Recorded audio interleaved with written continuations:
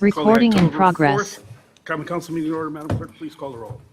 Mayor Olson, Here. Alderman Hopfer. Here. Alderwoman Eichman. Here. Alderwoman Wilhelm. Here. Alderwoman Hanneman. Here. Alderman Barber. Here. We have a quorum. Please rise and join the Alderman Pledge of Nelson. Allegiance. I pledge allegiance to the flag of the United States of America and to the republic for which it stands, one nation, under God, indivisible, with liberty and justice for all.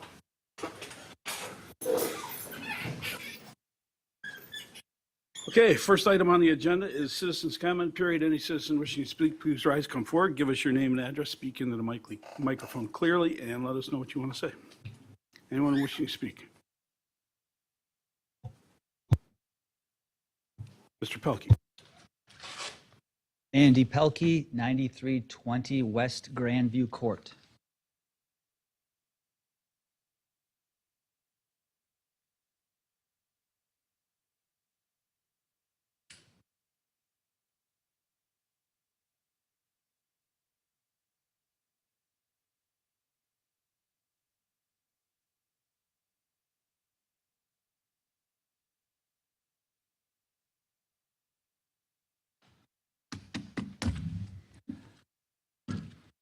This is a story you might remember from your childhood days.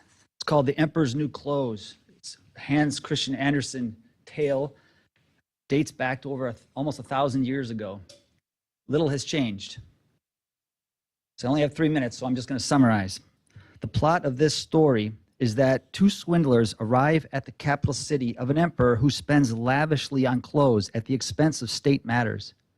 Posing as weavers, they offer to supply him with magnificent clothes that are invisible to those who are stupid or incompetent. The emperor hires them, and they set up looms and go to work. A succession of officials, and then the emperor himself, visit them to check their progress. Each sees that the looms are empty, but pretends otherwise to avoid being thought a fool. Finally, the weavers report that the emperor's suit is finished.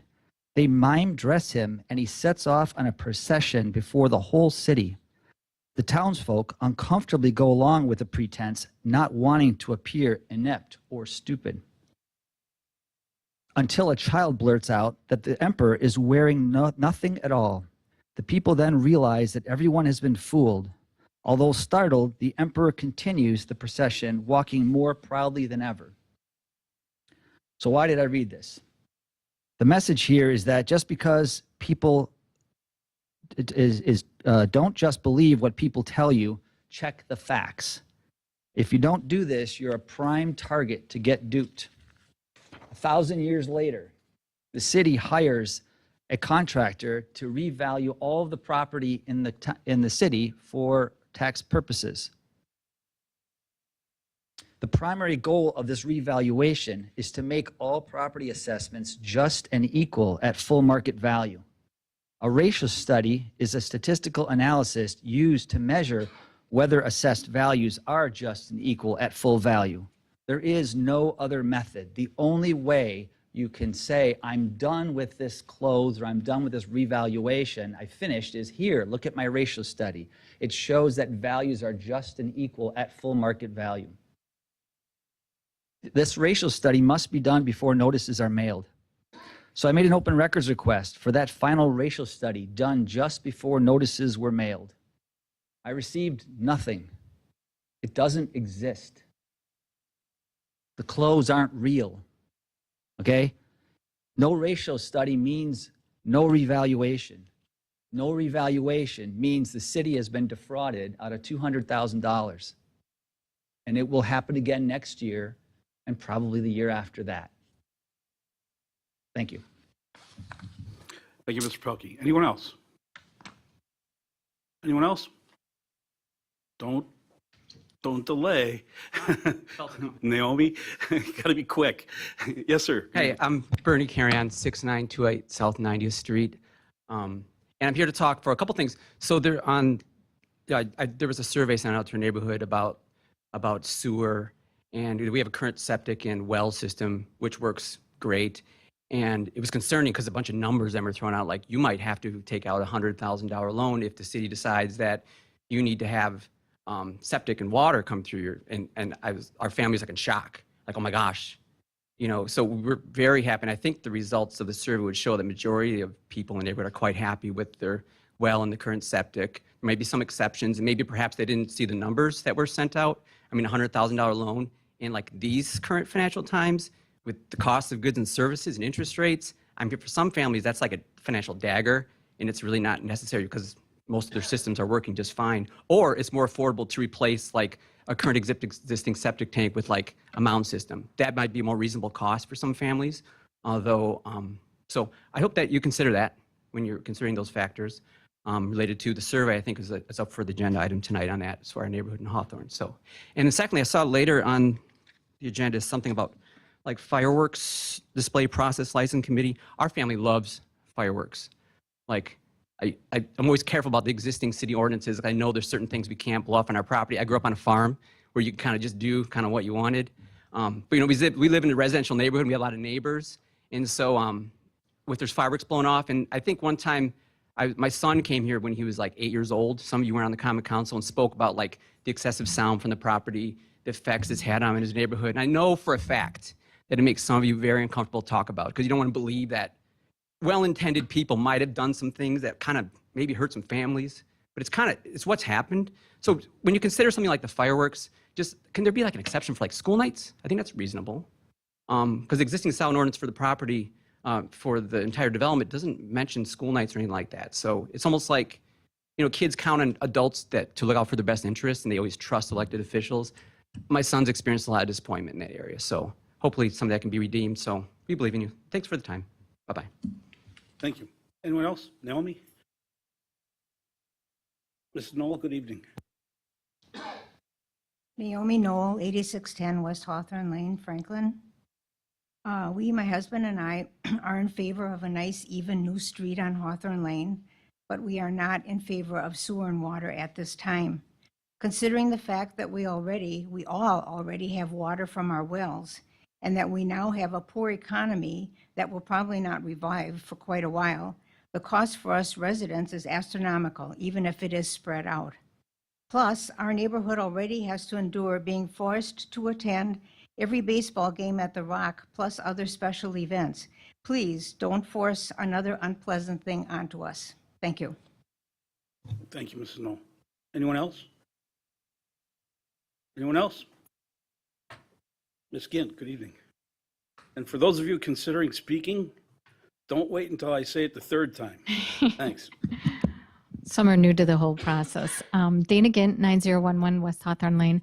I'm calling here to speak on a couple issues. First of all, the water and sewer in my neighborhood, I don't think, as the survey shows, most people are not in favor of that. It is a substantial hardship financially for families. And I think the roads are definitely in bad shape, and they have been for probably almost 10 years. The second thing, I was listening to Mr. Pelkey speaking about the assessor situation. And it's concerning to me that clearly the noise has been a problem with the development adjoining the Hawthorne neighborhood for close to a decade. And yet this new assessor has no idea that there's been hundreds of complaints filed, or that it's pretty much a public nuisance for all the events that broadcast noise throughout this neighborhood. So I'd like that to be examined, how the assessor is totally unaware of all the meetings that people have attended and expressed concern, and all the online complaints and police calls. And as far as fireworks go, I do think that there should be some regulation regarding the number of events, and also no mortar salutes, and a time limit on the days and facilities. So thank you for your time. Thank you very much. By the way, for the record, Alderman Barber joined it as 6:38. Welcome, Alderman Barber. Anyone else? That's once. Anyone else? That's twice. Seeing no one else rise, I'll close the citizens' comment period, and we move on to the regular order of business, approval of the regular meeting minutes of the meeting of September 20th. Any additions or corrections? Alderman Wilhelm. Hold on.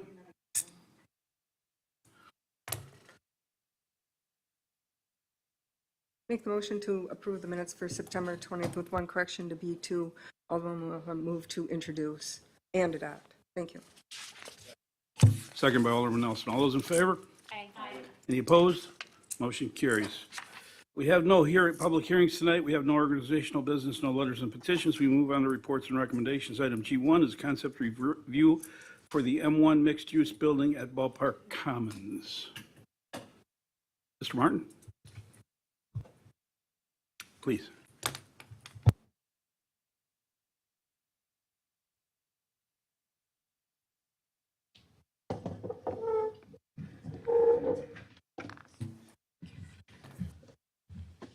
And you both have done this before, so name and address for the record, and welcome. Thank you. I told you had to sit in the front row on purpose. Here you go. I am. So we need your name and address too.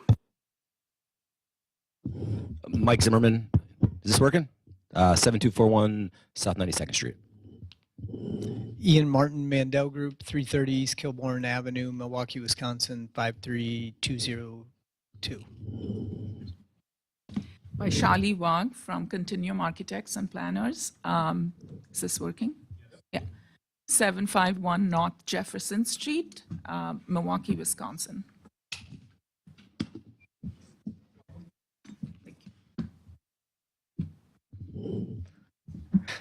All right. Well, thank you for having us here. This is a concept review of Ian, I apologize. Let me do the speech first and then. Okay. For those in the public, those watching online, this is a concept review. The idea here is for a developer to bring us a project well before they've spent a lot of money on it, to get preliminary feedback without decision from the Common Council. It helps build a better project in the end if it goes forward. In the short term, it saves all kinds of people all kinds of time. So you all know there is no decisions. Don't take anything we say as a decision, but it's feedback for you. So sorry. Thank you, Ian. So thanks for having us. This one is a little bit different, I think, than some of the ones we've done before in that it's really 3 different parcels of land that we're going to talk about. The reason we want to talk about it that way is because we're thinking of them collectively all as one project. And so we'll spend a little time tonight talking about how they relate to each other, how do they relate to what's there now. So I promise, even though there's 3 separate sites, I'm going to try to condense this down in time as if it was just one site, but I probably won't be super successful. So just bear with us. You know, Mike, Vaishali Wagh is the architect for the Loomis site and the 76 and Rawson site. So I thought it'd be helpful to have her here tonight to help describe some of the concept of the site development to this point, and then also to hear the feedback that you folks have to offer in terms of what the next steps might be for Vaishali and her team. This is these projects are a joint venture between Mandel Group and the Rock team, which is Mike, but it's also Jim Picar, who's a partner with Mike in all of these deals. I think based on our experience at Velo Village, it became clear that as between our respective organizations, we really have sort of complementary skills. So we'll tailor our efforts to those skills. So Mandel Group will be acting as sort of the lead real estate developer, operator of the communities, and we'll bring our capital partnerships to the project as well. Mike and his team are exceptional at creative collaboration, at programming, and helping us curate the sort of commercial uses that make the most sense for this space. I think that's an important point because one of the themes that you'll hear us talk about is how what we're doing now is meant to be accretive to the good things that have already been done in place. There's been this goes without saying, there's been a lot of both public and private investment in this part of town. And so it's important that we're mindful, I think, of all that work that's been done to date. So I guess the place I like to start is really just let's get oriented to what we're talking about here. So this is the intersection of 76, Loomis, and Rawson.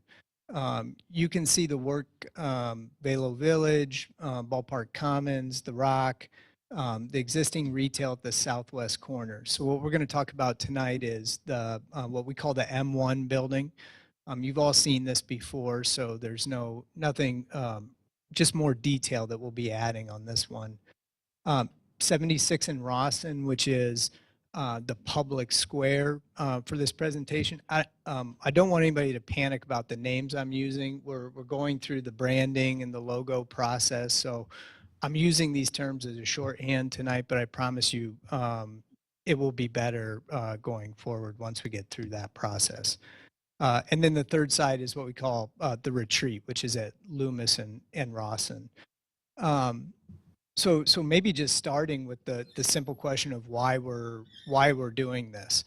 And I think the way I answered is that, and Mike and I share this opinion, I believe, is this is for us kind of a once in a lifetime opportunity to really think about not just a particular development, but a whole area of town that already has a lot of good investment.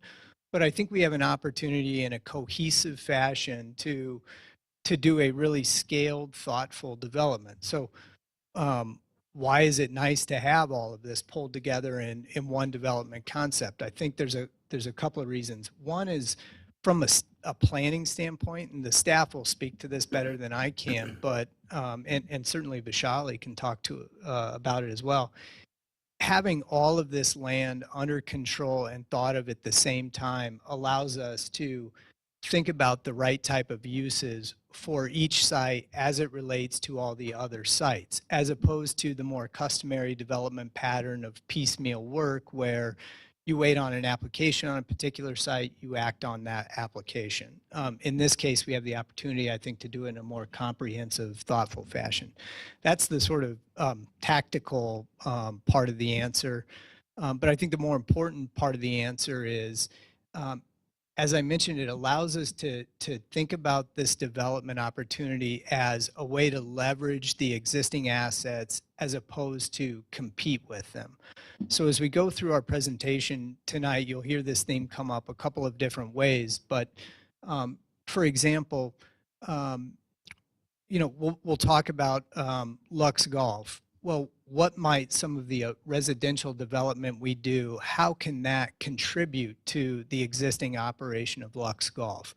How can the households that we'll bring to this part of town help not just cement the success of the existing investments that are in this area, but also help elevate some of the surrounding commercial uses in the area. So I think we have an opportunity to leverage the existing assets in a way that's accretive as opposed to competitive with all the investments that both the private and public sector has made. And I think the last part of it is, I think if we do it right and we think of it sort of collectively, collaboratively, I think there's an opportunity to turn this development into an economic impact that goes outside just, the meets and bounds legal description of each one of these individual sites. We have an economic impact study that we'll share with everybody, and I'll talk about it a little bit tonight. But in short, I think the opportunity is we can have an impact on the area around this that's greater than just the rooftops and the retailers we might bring to the site. And I just think that what I would add to that is when you guys think of this site, I mean, Franklin doesn't, talk about not having a downtown, a center of gravity, and that's what I think this does. And we were, Jim and I were very fortunate where both 76 and Rawson and Loomis became available and allowed for us to, think about this in a comprehensive manner, which is a very rare thing. So, Ian refers to it as kind of a career type of opportunity. So we want a lot of feedback, but I think, you know, this is that thing that everybody's been asking for, that, you know, downtown center of gravity. I think that's what this proposal is about tonight. So the way this is agendaed, we got to do M1, and then the Loomis Road, then traffic center. We can do it in that order. What's the best way to talk about some of the topics that apply to each one of this? Okay, and that's how I've organized it. Is okay if they're not quite in M1, but they're all separate. Okay, you got it. You got it. All right. So this slide, if there is a place aside from all the investments that have been made in this area immediately, this is the logical quadrant for Franklin, I believe, to see this sort of comprehensive redevelopment pattern. So outlined in yellow, you can see the specific sites we're talking about. But when you look at the adjacent uses and you think about how what we're proposing works or in some limited cases might conflict with the adjoining uses, it is a very logical spot for it. So generally every site is surrounded by either other multifamily, commercial, or institutional uses. And there's very minimal exposure, direct adjacency to single family. Where we have those moments, we've put some time into thinking about how we can mitigate any impacts against the single family. We will do what we always do, which is meet with those folks and solicit their feedback, so we're not dictating it to them. But when you look at it in a big picture, this does seem like the right location for it. We've had some preliminary conversations with Glenn and his team about just infrastructure, you know, nuts and bolts about sewer, utilities, roads, and we'll talk about all that stuff. But at least at this point, this, in my mind, is the logical location for this sort of concerted, wide-scale development effort. I talked a little bit about, you know, the economic impact, and so.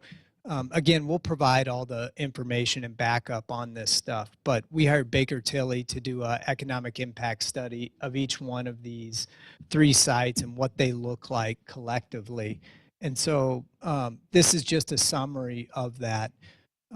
They break it down into, you know, construction impact. That's really the way I describe it, is sort of the temporary impact. So while it's being built out and associated with the build out, that's the sort of economic impact.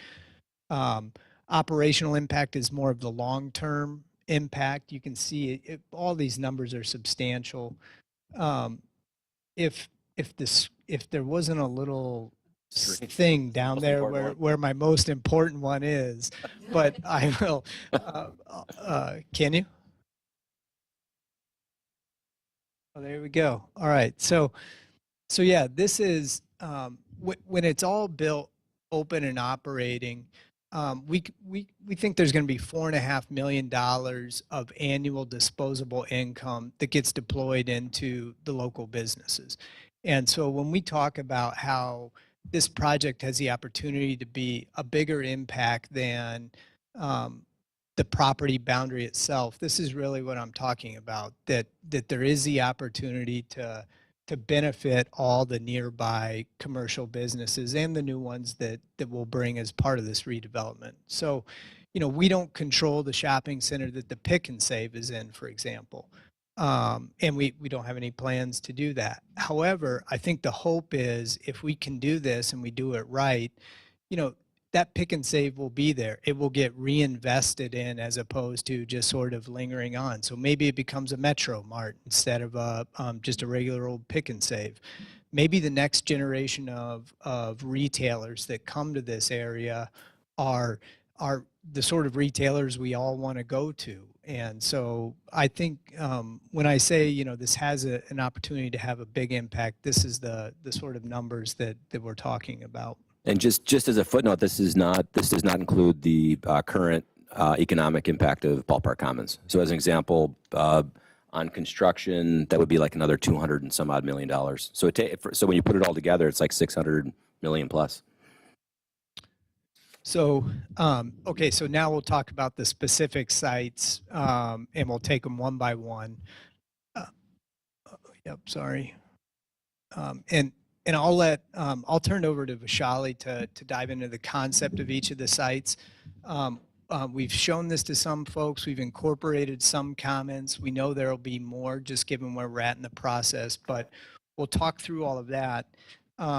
One thing that I do want to point out is when we think about both the commercial and the multifamily piece of this project, I think it's tempting, and we all do this at times, is to think about, the residents of Franklin as a monolithic group of people, or think about renters as a monolithic group of people, or think about retailers as one category of use. And I think one of the things that's important to keep in the back of your mind as we go through this is we've tried to think about providing either a housing solution or a commercial use that is not monolithic in nature, but is appropriate for the site and a specific segment of either the retail commercial demand or the multifamily housing demand. So, not everybody wants to live in the most active, charged, highly programmed urban space.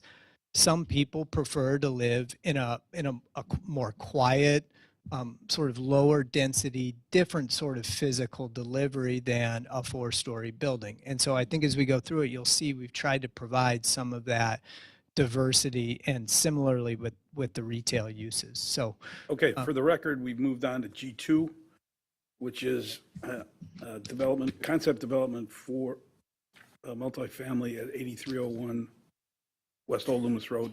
We'll jump back and forth it. So I'll just get into the site concept a little bit. As we looked at the site, there were really a couple of considerations that were sort of primary in our mind. One was just the functional, logical considerations. Where would the access point make the most sense? There's Ballpark Commons Drive, and right across that made sense to create that intersection of that site entry. The commercial outlots would be best located along Loomis because it's a major arterial road, it's got high visibility. But beyond some of those practical considerations, the site itself, there were some really major ecological features on the site. One was the wetlands, which is right in the middle of that site. And as we've gotten more information, there's even more wetlands, which we've taken into consideration. And then there's this large tract of old growth woods on the south side. And those two features pretty much cover a large majority of the site. So instead of kind of imposing our development on the site, we thought we should really use those natural features as assets to the design. Create our resident amenities around it, really bring the resident in close contact with the natural environment. So that was sort of the primary design impetus. And so you can see how we've kind of laid out that main access road in an organic fashion, curving through the site in order to circumvent some of those wetlands and woods. And we created very intentionally 3 distinct enclaves along that access road. So there's a north enclave, there is a middle section, and there is a south enclave. And the whole purpose of that was to really be mindful of the nature of the site, right, with all of these ecological features, to create a very sort of low density, intimate, personal scaled environment that you don't see all at once as you enter the site, but the site kind of unfolds and unravels itself, and you discover not only the natural features, you discover the wetlands and the woods along the way, but then there are all of the community gardens, all the recreational features of the site that are also laid out along that access drive. So the whole experience is one of really exploring, wandering, and coming in contact with nature as you move through the site. The buildings, like I said, are small scale in character. They're 2 and 3 stories with about 24 to 40 units in each. We've tried to create back patios and front patios that really kind of bring people, encourage them to step outside, connect to a whole system of trails that weaves through the woods, through all the recreational spaces on the site. So the whole idea of mindful habitation, sustainable living, wellness-oriented design really comes into play. So I think we're just kind of excited that there is this huge opportunity to create a really one-of-a-kind living environment. And as we scroll through some of these photos, we see how we are trying to be mindful of, what can the site become considering all of these ecological features? And, some of our open spaces that really encourage that sort of mindful habitation aspect. Well, one of the things that we've tried to do in terms of the specific programming of the amenities at this site is, again, think about some of the existing assets that are in place. So, we're not going to compete with Lux Golf, but that doesn't mean we couldn't maybe leverage it by including a putting and chipping green as an amenity for our residents. Likewise, we're not going to compete with Rock and Pickle, but that doesn't mean we couldn't put some pickleball courts as an amenity for our residents. And so, you go out and you practice pickleball on Tuesday and Wednesday, and then you go play the league night later in the week. That's sort of the idea for some of the specific uses that are here. Do you want comments as we go in? Take it, sure. Probably the way we usually. Yep. You back up to the site plan? Yep.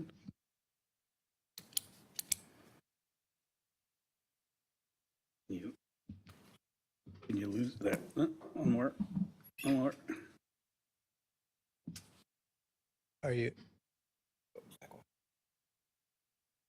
All right, well, mine don't necessarily need the pictures. And you and I have talked about this. I'm concerned about access from the state to Loomis Road. Mm-hmm. That's going to be a big issue. I don't have the plan, but it would be great to have access up to the shopping center, pedestrian at a minimum. Yep. And I think the hottest sellers on this will be the buildings on the east that have the back to the west. Agreed. Yep. Agreed.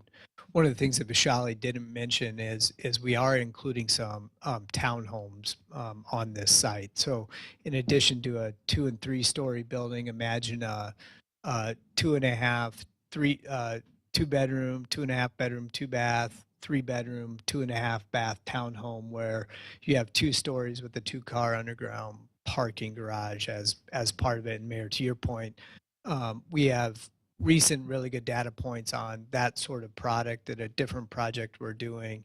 And so I imagine that product ending up on sort of the east side of the site, southeast side of the site being our highest rental rates within this development. I have one other comment, then we'll go to Alderman Hanneman.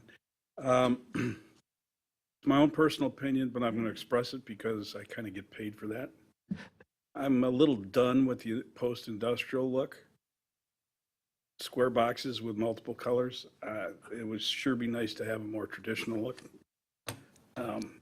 Yeah, no, absolutely. I agree. And we will, we're not yet into design, but we will consider all of the feedback and comments we have. But specifically about this site, I mean, we do envision this as a pitched roof design.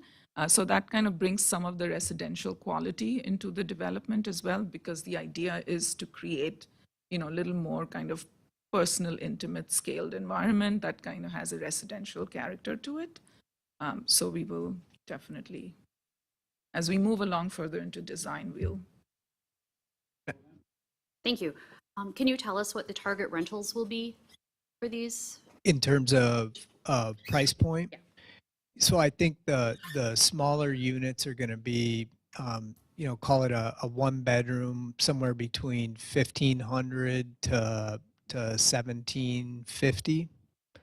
The townhome units I talked about, these are a little hard to price. I can tell you, and the reason I say they're hard to price is they're very desirable. So the typical renter of that unit isn't the young single professional. It's usually a empty nester or a young couple. usually they're looking to build a house, and it's sort of a 1 or 2 year stay for them. And so those categories have a lot of elasticity in the price point. So, we'll probably underwrite them to be around $3,500 to $4,000 a month. I wouldn't be surprised if when we're done, they get higher than that. So, again, and when I talk about the variety of housing, part of that is providing a variety of price points. These are all market rate, luxury, best in class apartments, so we're already at the top end of the scale. However, I think it's important that you attract not just do a targeted development to only empty nesters or a targeted development only to young professionals. I think the best projects, and this bore out at Velo Village, are ones that appeal to any number of folks. So if you're a 28-year-old professional at Northwestern Mutual, you're probably not in the mood to rent a $4,000 a month unit. You might want the $1,500 to $1,700 one bedroom, but in my opinion, that's still a really important resident to get in Franklin and keep in Franklin. Of the big chunks of disposable income that go to food and beverage, that's the guy and gal that make a dent in that food and beverage expenditure. So Mayor, you talked about some of the number one, what I would call technical challenge with this site, which is opening up the access point to be full movement. If we don't have a full movement access point here, I think the odds of it developing, frankly, for anything is highly unlikely. So one of the very first things we did when we got into this was we met with Glenn and his team, understood the city's background on it, and I was pleased to know there has been a bunch of background on this over the years. Then we met with DOT and had a meeting with them, and then we all got together and over the course of a couple of meetings spec'd out a traffic study, a traffic impact analysis, which will be part of our formal submittal. It's one of the more for lack of a better word, epic traffic studies I've ever worked on. It's just very broad in scope, but it made sense to do that because of the expanse of the development, but also I think Glenn was able to educate us about a couple of things that are happening just to the southwest on Loomis that merit attention, and everybody's got a slightly different reason for wanting this to be full movement. Obviously for the developer hat, we want to develop the site, so we need it to be full movement. From the DOT's perspective, they're not in love with the intersections and the ramps as they're currently designed. In the words of the DOT, nobody would design it this way today. So what you see here is an exhibit that I think the DOT and the city has. It's historic. We don't know what it's going to end up looking like, but the bottom line is to this point, everybody is conceptually on board for redoing these intersections and opening it up to be full movement. We would like to see a signal there. Whether or not we're able to get a signal is whether we like it or not, it's and Glenn, you correct me here if I mischaracterize it, but I think it's kind of a math formula with the DOT. So if you get enough cars going through the intersection, or they project enough cars going through the intersection, you can get the signal or a warrant, as they call it. If you don't meet that threshold, then it's going to be tough to get the signal, at least initially. So the traffic study's underway. I know we've gone back and forth for a while on making sure that scope was what the city wanted, what the DOT wanted, and what we needed, and all that's happening. So now it's just down to the technical work of finishing that report. So Ian, I know you like to talk, so do I, but we typically allocate about 10, 15 minutes per concept review. So if we get to the meat, this is very important, and I want to give you the due respect you deserve. We need to keep moving. We'll go. Alderman Holfer. On the small commercial properties along Loomis, you anticipate those businesses to front Loomis or front the project? I think depending on the user, we'll answer that question. So the more traditional retailer that might go there will likely want their front door on Loomis.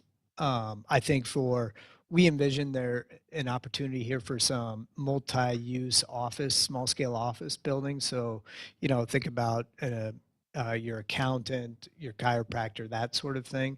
I think those buildings, there's more flexibility in the design for those. I think the trick on this is going to be whatever the user's preference, how do you make the backside of that building that faces the residential piece look good?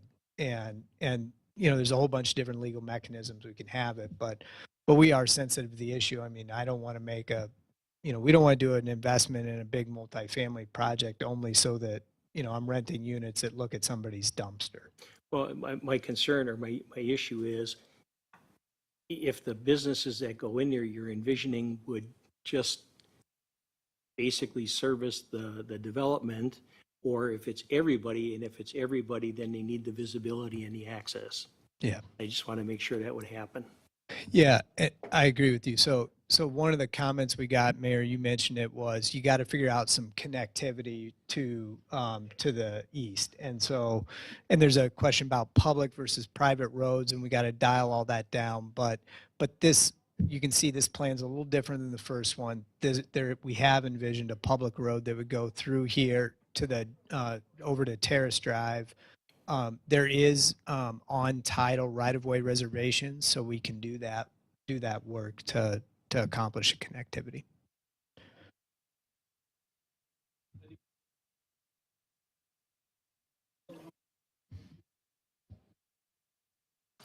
I didn't really see, I know it's really early stage, but you have room for your stormwater for that much development? Is it?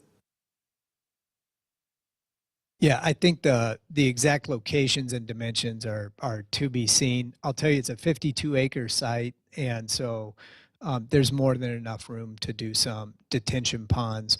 One of the things we got to figure out is, exactly what type of pond do we want. As you know, there's a million different types. I think we have to think about it in the context of how do those ponds work with the wetlands and the other ecological features as opposed to against them. Just the way it's laid out right now, I don't see like a big enough issue. You probably have to do several of them to scatter them in the way it is laid out right now is why I asked that. So. Yeah, we have done preliminary calculations on it, and there's so much porous surface on the site already, but we have determined a location for that stormwater, which you'll see between those two townhomes there, between L and K, down. Yeah, there's one up there, but down here is the main one between L and K buildings. And the size of that may vary. It will have to become a little bit larger than it's shown, but we have space for it to accommodate. Okay. And you said you'd done the wetland delineations. You got 52 acres. Do you know how much of that 52 acres remains after you subtract your delineation portion of that? I think a lot of it is the impact of the public road on that big wetland in the middle. The other sections are just small impacts because we need some access roads to get to the buildings. I was just thinking that question was more developable land. Like green space. How much open?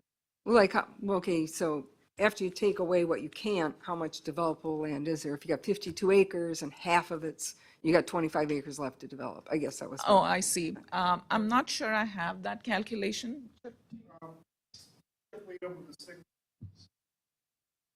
About 36,000 square feet of land. We're developing the national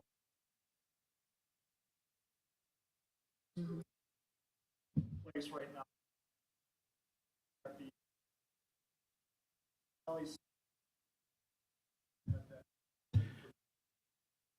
Okay. We're not getting anything you're saying because you're not on a microphone. But let me do this. Alderwoman, these are all great questions, but this is a concept review, so do the high-level stuff. I totally realize And that, we got and I two wasn't other sections to expecting do. to get into that deep. But the landscape buffer yard easements, I thought you mentioned waiving that. I've always thought that some of these setbacks are way too high. And I have to agree with both the mayor and the alderman that mentioned about the buildings and how they're going to need that access. And I've always envisioned that you would come in through the back of Pick and Save into this, and this would be more retail area. And so I was a little surprised to see as much residential here. You know, you've got a major road, and it seems like every time we have a major road that has traffic, we end up putting residential on it. So I at least like the fact that you did incorporate the retail out in the front. I wish there was a little more retail. However, I understand the whole concept above you have to have the population to bring the draw to the businesses. So the concept that you have about a little bit less intense living, I guess for this site seems appropriate. However, I would encourage height more often on just about all of your areas, so you're not using up so much land. Some of them you say 2 stories, could you do more 3-story? And realizing you up next to other existing residential, you're probably going to get some fight backs on that because no one's going to look at. But in this case, you have a pretty good sized natural buffer that you're leaving. Right. So could you increase that and give yourself more space? The other thing was, the reason why I'd ask about the delineations and what was there, I'm wondering, is it too wet to do underground parking? And if that's a consideration, maybe less surface area parking. It's always a safer situation too to have the underground parking, and I think it just looks better in general. Yeah, I agree with all of that. As it relates to the parking, what we've conceived here is attached parking. So it's not underground, but most of it, the goal is to have most of it enclosed in the building. So we don't need these epically wide, hard surface areas. Certainly we'll look at it and see if there's not an opportunity to do more enclosed parking, and doing a little more height helps with that. Yes, okay. So I know as you mentioned, there's a gas pipeline. I'm not sure where that is or how that fits in.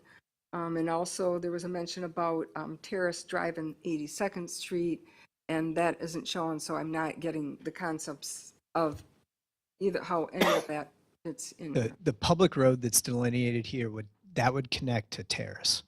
Okay. You see where we have a little stub out on the far south side of the site, right there? That would be 82nd. Okay. Our proposal will be to crash gate that, meaning that it's available for emergency apparatus, police, that sort of thing, but that it not become a public road where our residents would drive through that single family neighborhood, or the single family likewise through our neighborhood. Admittedly, it may be that once we get engaged with those folks, they actually want that access, and if that's the case, certainly we'll consider it. But for the concept, that's where we're at today. And then I think the last thing I have is, and this is hard to put in perspective because when I reviewed this, I did them all 3 at once. And so just to add this comment in here without even showing those other ones is kind of odd. But there's what I see is a lot of residential. And obviously people want more business. And I would prefer, some of a trade-off. When I first saw this, I thought, make this higher, or make this, more residential or more retail or whatever. But if you're going to have the residential, I sort of like that you left this area. And I would like to see a little less residential in one of the other ones when we get there. And that way, that was my comment about increasing the height. So maybe you could offset that balance. Good. Okay, thanks. Okay, Mark? Okay, this is, we'll go to the 76 in Rawson. Okay, so for the record, this is agenda item G3. So, okay. All right, Vishali, go ahead. Yeah. So we talked about this a little bit before, both Ian and Mike, about thinking about all of the parcels holistically. So what you're seeing here at 76th and Rawson is a very different character than what we presented for Loomis, where Loomis was more of that retreat sort of mindful habitational site. This one is located at the intersection of two major streets, Rawson and 76th. There's big commercial developments on the north and the west. There is an existing strip mall, Ace Hardware on the site. So it presents a very different energy, the context already.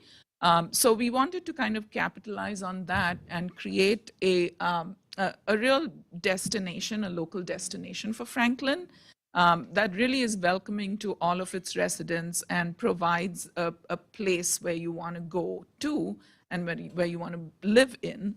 And so to that end, we've kind of programmatically, the site is a mixed use site. There is a hotel function. There's sort of a high density residential. We talked about the height. A little bit for Loomis, these are higher buildings than the Loomis site. So there's a little bit of balance in the variety of types that we are offering. And there is commercial on this site too. So all of those are kind of meant to sort of build the vitality of the site with all of these different synergies and functions coming together. Our main access is along 76th Street. We have that main entry boulevard that leads to a central public plaza. Along that boulevard, you kind of start to have identity beacons and flagpoles, banners that really announce the presence of this public square. And the focal point of that axis being that public plaza and the commercial uses. Around the site, we have some high-density residential buildings as well. Some residential buildings are located along the plaza, and some are to the back, kind of creating a little bit more of a quieter environment. And again, that goes back to the idea of creating different lifestyle options for people. Some people may like to live just close to the plaza. They can walk down to it, overlook it. Some may prefer a little more quieter environment. But the main heart of this development is that central plaza.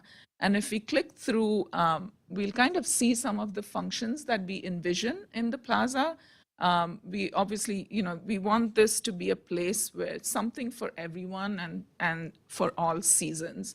So to that end, there's a central green space that could be used for music series, for public viewing, movie nights, farmers markets. And then there's also a winter option where it can be converted to skating, ice skating rinks, winter markets. The idea is that there's all of these synergies and symbiosis of the multiple uses around that plaza that all kind of come together and create this vital, throbbing hub of activity. And you can see some of those sort of commercial uses that also activate, that surround the plaza and also activate it. So really that's sort of, the food truck is another element we've brought into the plaza. So all of those kind of public functions are creating that, the vitality of the site. So this is what you see here is our latest version of it that, again, we've tried to integrate some of the feedback we've had from various folks. To talk for just a second about the amount of or the types of commercial use here. What we have on the plan now is, I think, 20 to 25,000 square feet of commercial use. Of that 20, not including the food truck court. So when you, or any of the public space, so the pavilions or any of that, just straight up commercial brick and mortar space. Of that 25,000 square feet, we anticipate that a good portion of it's going to be food and beverage related. So when we started envisioning this project and thinking about it, Mike had been in Denver and went to McGregor Square. I had just been in Vail, actually, which is one of the images you have. And what stands out in both of those are very successful sort of town square concepts. And what stands out in each one of those is they have a big public square that's multifunctional, can be used for any number of things, and it gets wrapped with good food and beverage uses. We've heard from a bunch of people that Franklin needs two things: more good restaurants and more variety in terms of the types of food that's available here. So when we go into this and we're out talking to people, we're not going to rule out, some of these national, Ruth Chris sort of groups that might come, but Please don't say that. Don't say Ruth Chris. well, That don't brings worry, because old connotations of promises never kept. and look, I'm here to That tell couldn't be you, kept. I don't think they're going to come here. I think, and I say that because those guys are so programmatic. They have a checklist, and you have to check every box, or you can't get into the real estate committee to get the approval to do it. And so if they wanted to be here, the odds are they'd already be here. So I think the best thing we can do is focus our attention on who are the absolute best operators in each one of these categories locally, because they'll appreciate the vision, right? We don't have to go into some real estate committee with a really good local sushi guy and explain to him why this is a good idea. He'll get it, or she will get it. It's an easier reach.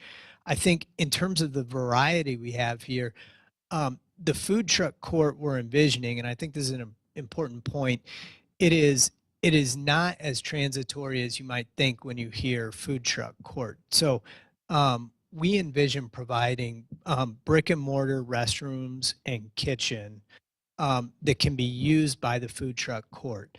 There's all kinds of advantages to that, one of which is the trucks can stay there longer. So it allows you to do something where you get 6 or 7 trucks, all that have a different concept, and they can stay for 6 months, 12 months, and then you can cycle them in and out. Some of them ultimately, if they're successful, become restaurants in brick and mortar and might find themselves in the development. But that's the concept. Locally, Zocalo is the best example of this. So if you ever have a chance to go look at that, it's a good example of, it's the best local example we have of this. So part and parcel of that strategy is we can't be out there thinking of extracting every rent dollar possible from these users. We have to find the right balance between a fair economic deal and getting the right user in there and not burying them under a rental rate that breaks their back 6 months after they open. So we have to be sort of, it's a little counterintuitive, I suspect, to say that, but I think if we want to be successful, we don't want to release the space every 12 months or more frequently. We have to be careful about it. I would just say a great example of that is Wheel and Sprocket, right? Where you cut a deal because they're an important early anchor that when they come in, all of a sudden, it becomes a lot more meaningful. So I think the way we're underwriting this is to, use it as a tool to recruit some of these great local restaurants that we all want. Sorry, Alderman quickly, I also want to add that we have Are we 10 minutes apiece? So we're just it's one important, quick and I wanna- statement, it's because important, but it let- is important. We have ample parking allocated to all of the functions on the site. There's more than 300 stalls of public parking, both to the north and the south, and plenty of surface parking for residential as well. So parking will be, Alderman will Nelson, be supported. then Alderman Barber, then Alderwoman Hanneman. Good evening. Been waiting for this one. So this, for those of us that are lifers and have seen when Orchard, View originally opened, that was a big deal. And then it stopped. And now the magnitude of this project is unbelievable when you bring in all 3 pieces together. This one is real special to me, and for a number of reasons, but I'm looking at, and a few things, ma'am, that you pointed on is the residential piece. And Alderwoman Wilhelm touched on a little bit. Perhaps we're not going to be so residential, maybe heavy in this area, or if there is an opportunity for perhaps underground parking, not so that we're looking at these vast open parking lots, open flat spaces. To Mr. Zimmerman's point, absolutely looking at what we can bring in that are local restaurants that are very popular here, Bartolotta Restaurant Group, other restaurant groups that are really, very, very hot right now, that we don't have to look at open spaces. We don't have to look at vacants or high turnover rates. So when we're looking at what could potentially be our center area of our city for decades to move forward, I think now is the time to make sure we got everything, what we believe, at least up here for now, is the right way to go.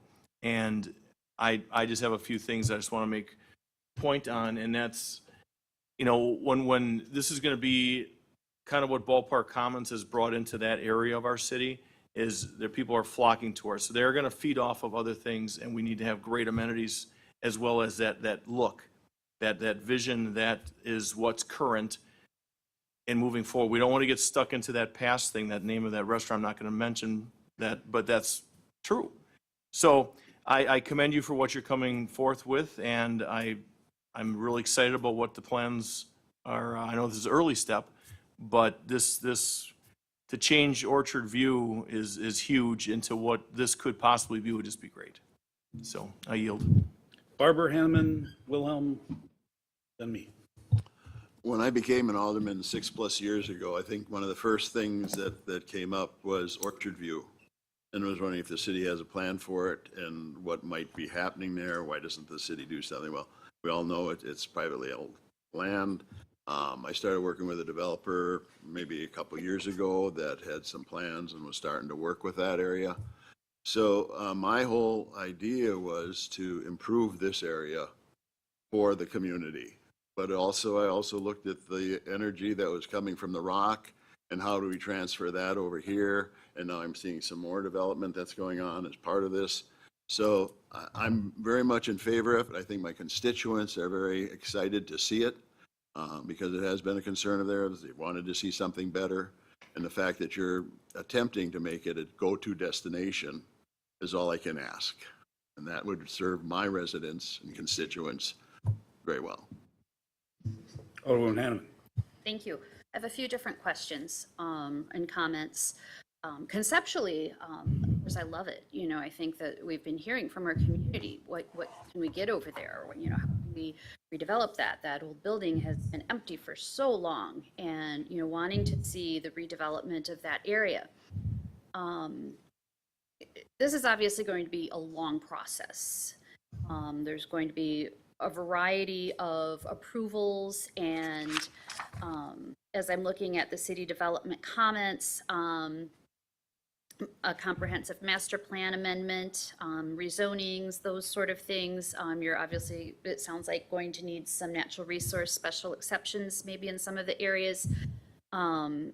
This is a very long, cumbersome process that doesn't always happen together or comprehensively. That's part of why I said it was a career opportunity. Indeed. What I am wondering, and it kind of comes out of the question that the others have raised about the amount of residential in the area.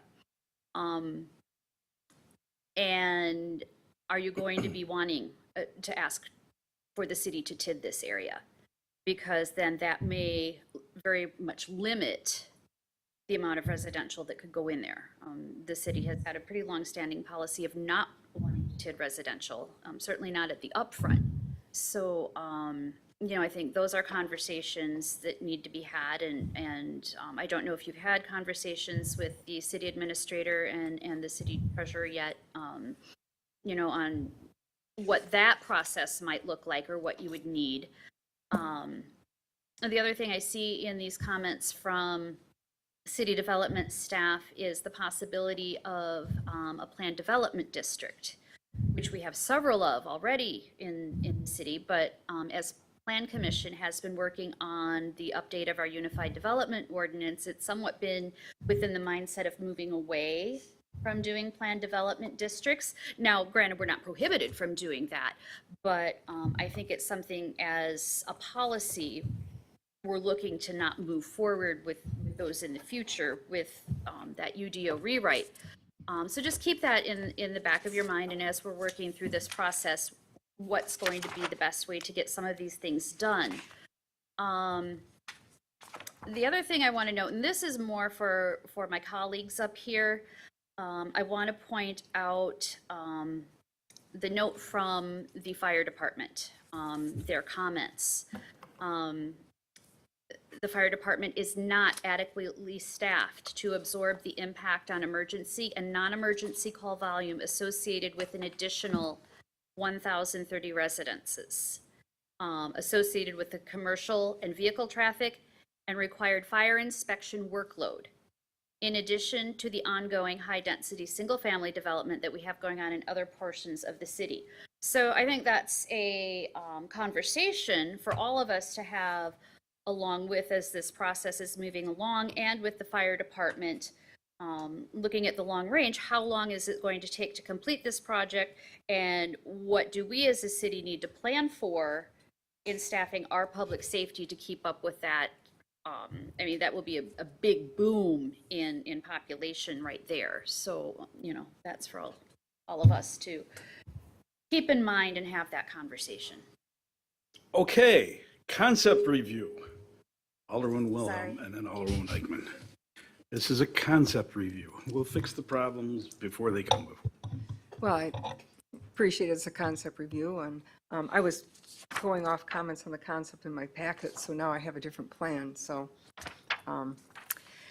anyway, I sort of liked this plan in the inside area versus row of building. I did like the addition of the two that kind of close in the inner areas, so the whole inner circle has buildings on each side. I like that addition, but the row and the row parking doesn't quite get it as much as this one. So then on the buildings on the side, which would be the residential section of it, it looks like you made some kind of good changes. I don't know what the heights over are at the Drexel area, but again, it's another one of those modern community. If we're going to kind of try to be a downtown, I'm surprised at how many little towns I go through that have a downtown and we don't have a downtown. So this is a really great start for us to have. But I hope we can get it right. And again, underground parking, especially I was thinking for the residential, because you're going to have people going to the businesses are going to be taking the residential spots. If you don't have some of that, and then you'll have police calls, oh, they're parking in our apartment spot, and you'll have to monitor all it. And that, you know, a little bit of underground would help go a long way with that issue.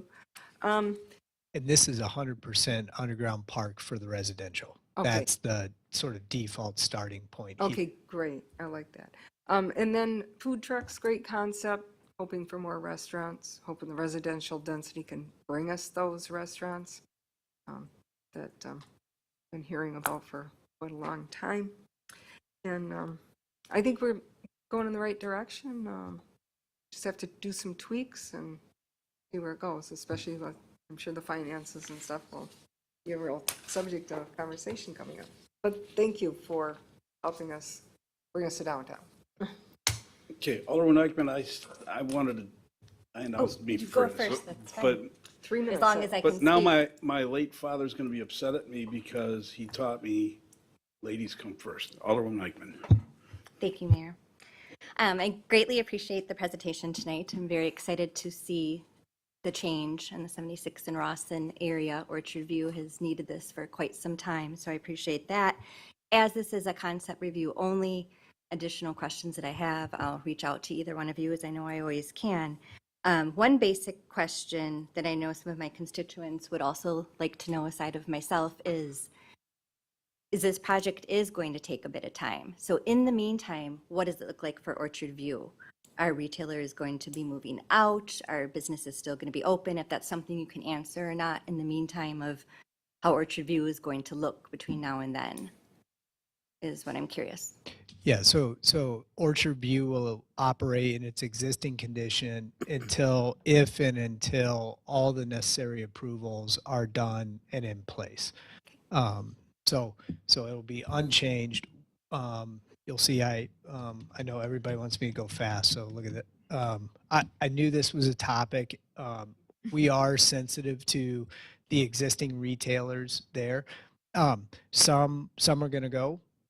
But we think there are some that we'd like to maybe find another home for in the redevelopment or maybe one of the other sites. So we have some of those discussions going on now.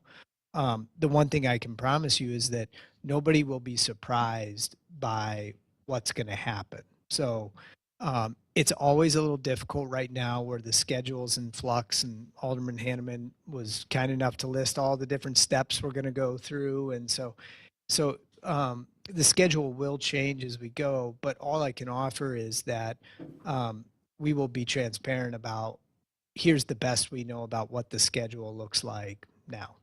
Okay, thank you. I appreciate that. I just was wondering between now and then, as it does take some time, if Orchard View is going to become a ghost town and more of an eyesore than it currently is in the interim, but I understand you'll work through that. So thank you. I appreciate your time. That's all I have. I'll yield.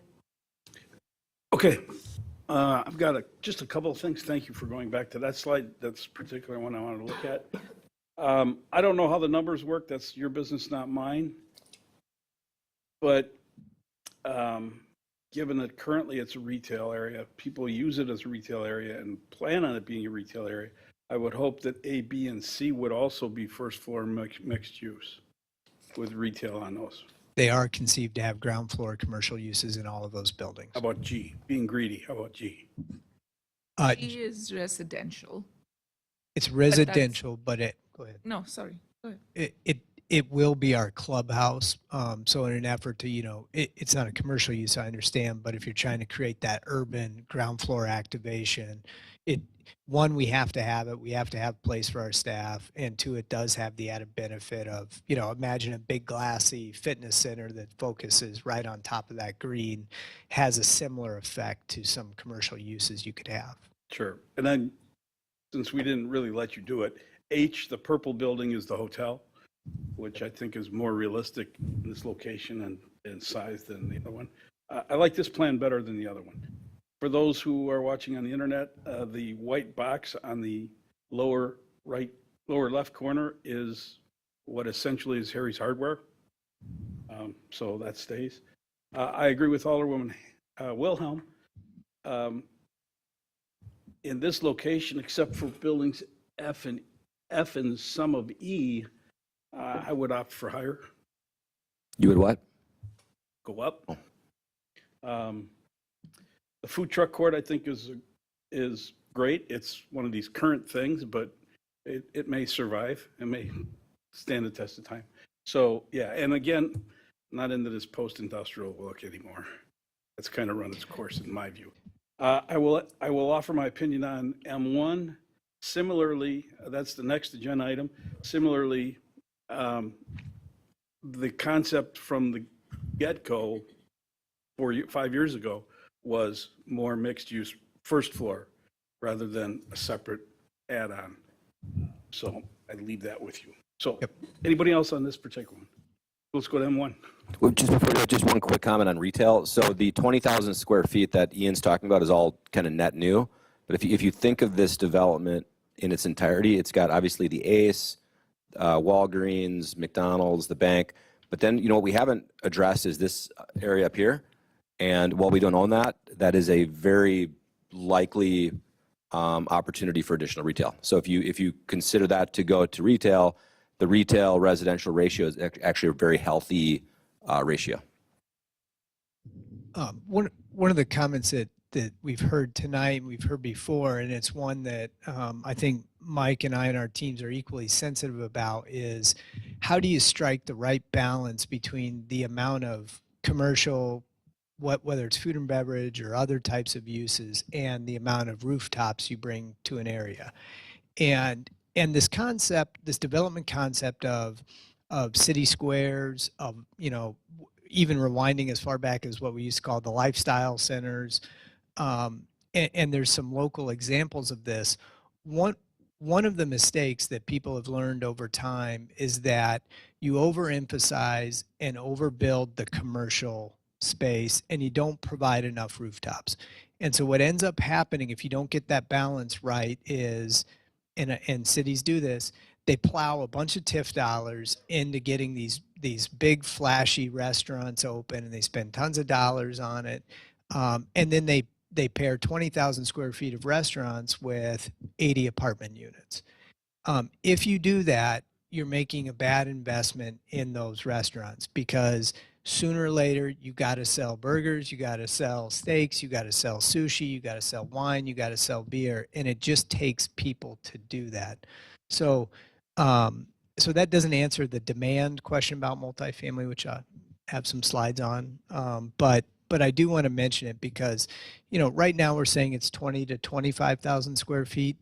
I think the market's going to tell us what is appropriate. So the way I view it is, let's provide the concept form, let's provide the idea, let's figure out how to give them the space if they want it to do it. Let's try to make the economics reasonable so they can do it.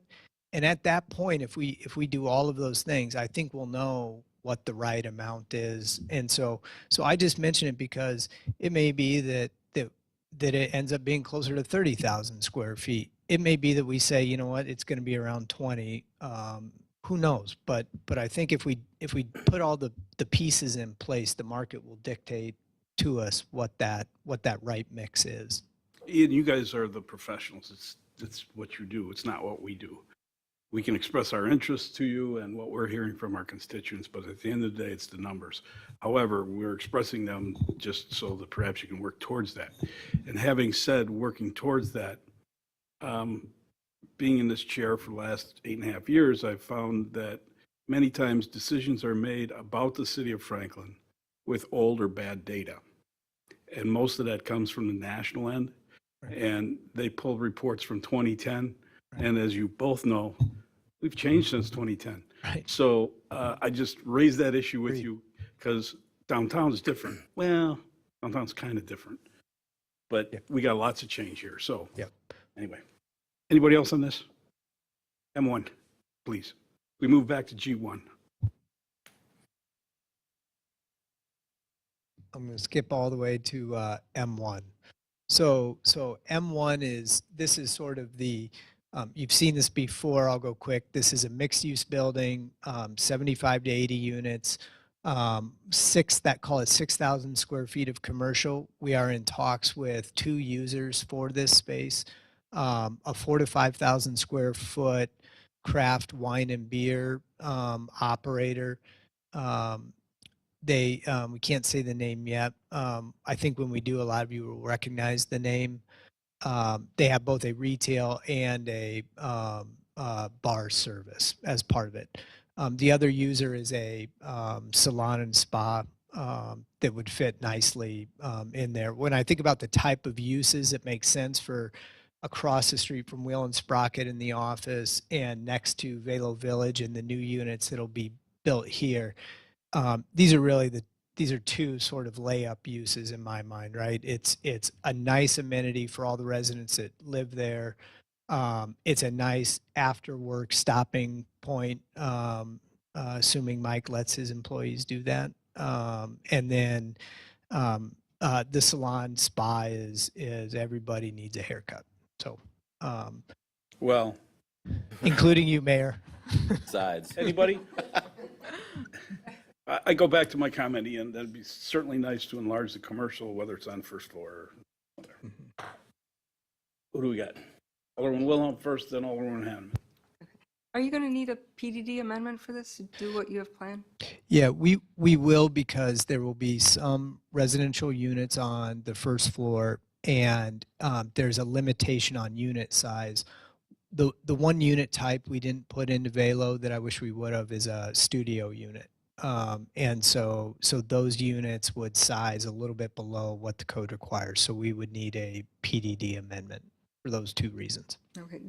When you did this before, when we spent the TID money, did you have an existing basin that you can feed the stormwater for this into what you built before? Yeah, I thought you made it big enough. It's going to be split. You hit on probably the biggest technical challenge for this particular site, which is I think there's an opportunity to put some of the stormwater in the existing basin, but we're exploring underground tanks to serve the balance of the stormwater need here. In the staff report, you'll notice there was some commentary about parking counts. essentially we have more stalls than we need here from the city standpoint. We need to understand that from an operational standpoint, but I mention it because there may be an opportunity to reduce some of the surface parking that would allow us to peel the retaining wall back a distance, drop the height of it, and then on the east side where it gets to Loomis, we might be able to provide some additional stormwater detention there.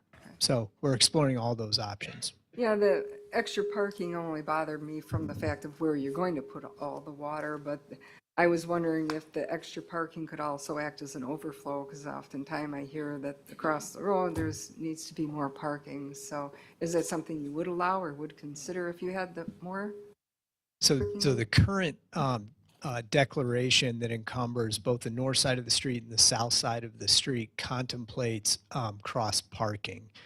It allows all the different owners within the master development to allocate those, but it is permitted. So if we decide, hey, it makes sense to keep 10 to 15 stalls more than we need as overflow parking, this is a logical spot to do it in that, again, all the residential parking's underground here.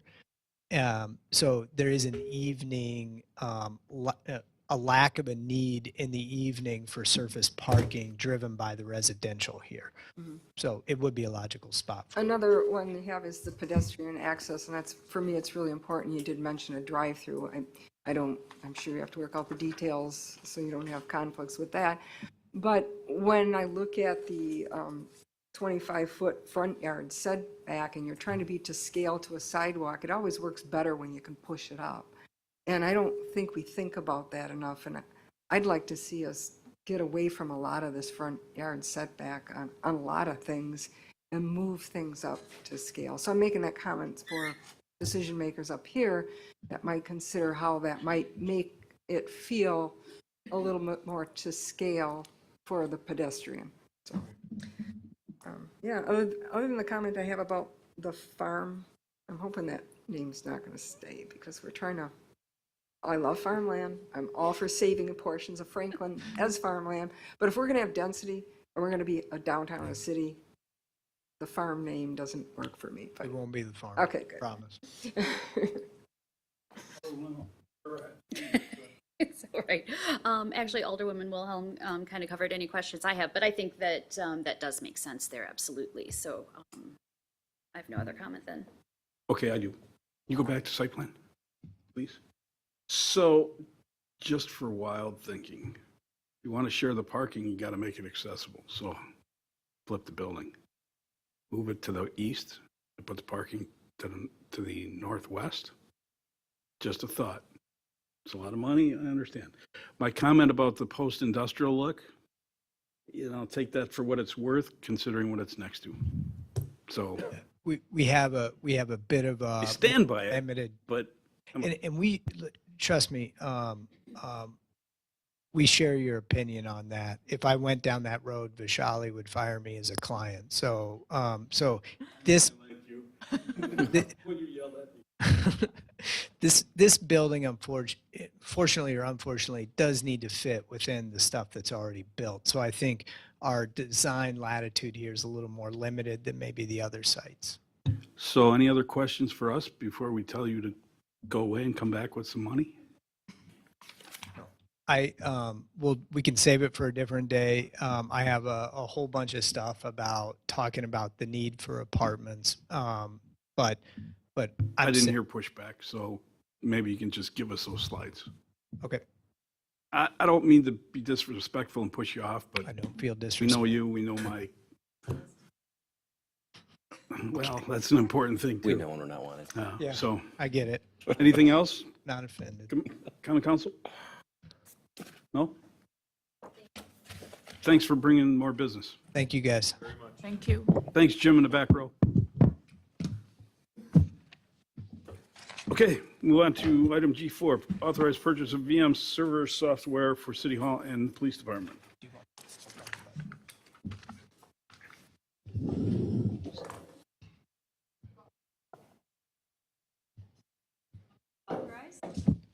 Is there a second? Alderwoman Eichman was the loudest. So it's Hanneman and Eichman. All those in favor of that motion signify by saying aye. Aye. Any opposed? Motion carries. G5, authorized purchase of the annual Palo Alto maintenance licensing and support subscriptions. Barber and Eichman, $20,061.84. All those in favor? Aye. Any opposed? Motion carries. Thank you very much. Good job, Jim. Thank you.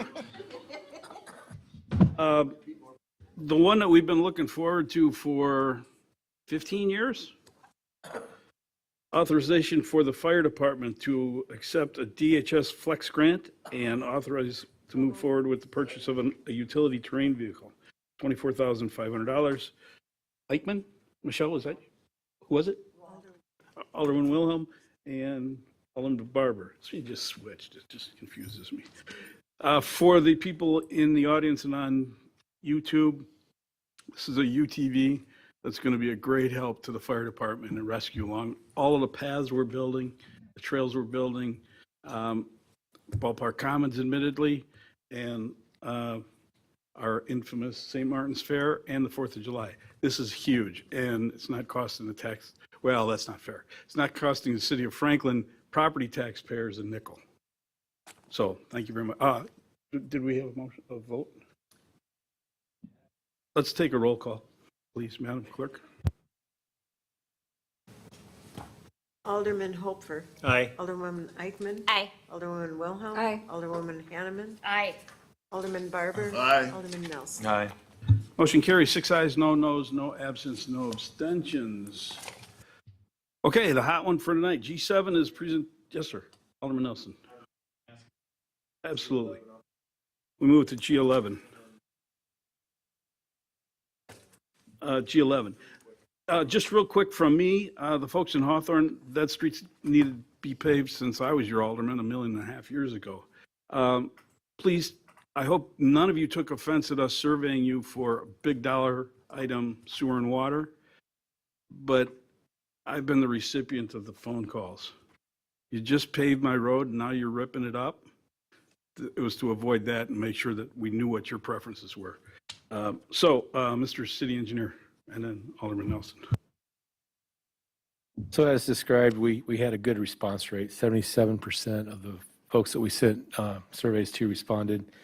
And I broke out the responses there, and I gave all the responses that we received, the comments. Overwhelmingly, and this plus conversations, I think some folks do want utilities, but they don't want to pay for it. A couple that did respond that they wanted it were right in the middle of the neighborhood, so I was trying to figure out if I can maybe just get sewer and water to those and not everybody else, but that's not possible. So if you consider the will of the entire neighborhood as a whole, entirely, they want roads, but they don't want utilities. So again, staff would maybe appreciate some guidance, because we do occasionally, like for example, there's one person out there right now who's replacing a septic system. We do get occasional calls, and it would be nice to have at least some years where we say, you know what, we just did that in 2022. We're not even going to look at that for a while. So if you have some direction on that, that'd be appreciated. But otherwise, staff is recommending that we just do a road project. I'll be the guy to say it in public and on the record, just so the homeowners in the neighborhood understand. We try not to repave a road for 20 or 30 or 40 or sometimes 60 years. So it's going to be tough in the future if 8 years from now you come in and say, I need to put water and sewer into my house. So I just want to put that out there. Alderman Nelson. Thank you.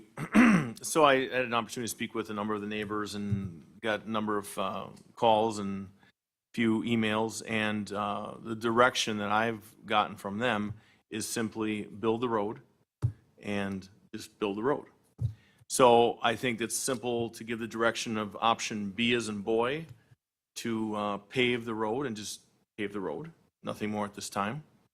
And I know from being on the Board of Public Works, we talked about looking to get that to be a priority road situation, as it is deteriorating almost to the point of it's a gravel road, so it would qualify for something else, I think.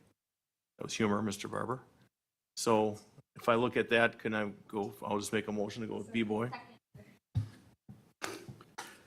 Can we do 2 seconds? Sure. I'll do 3. Okay. The clerk says Alderman Wilhelm based on Alderman Nelson's motion. In discussion of the motion, Alderman Hopeful. Ed, push your button, please. Thank you. I just wanted to see if you plan to address staff's request for some type of a moratorium or adjusting a limit or anything other than the mayor's comment. Alderman Nelson, address the chair, but Alderman Nelson. No. Alderman Hopeful, you still have the floor. Thank you. Okay. You. Anyone else? Mr. City Engineer, or City Attorney. Just for clarification, I understand the motion to be to direct staff to plan for a near future repaving project without any accompanying utility project, period. That is correct, Mr. Okay, City. with regard to that moratorium, that's, because I had some thoughts and research on that. Okay.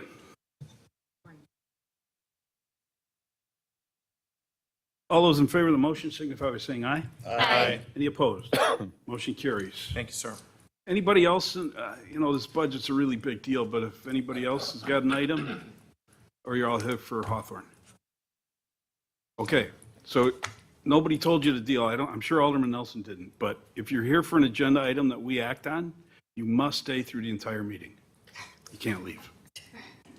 That's a joke, of course. Okay, we'll move back to G7, Mayor's recommended budget.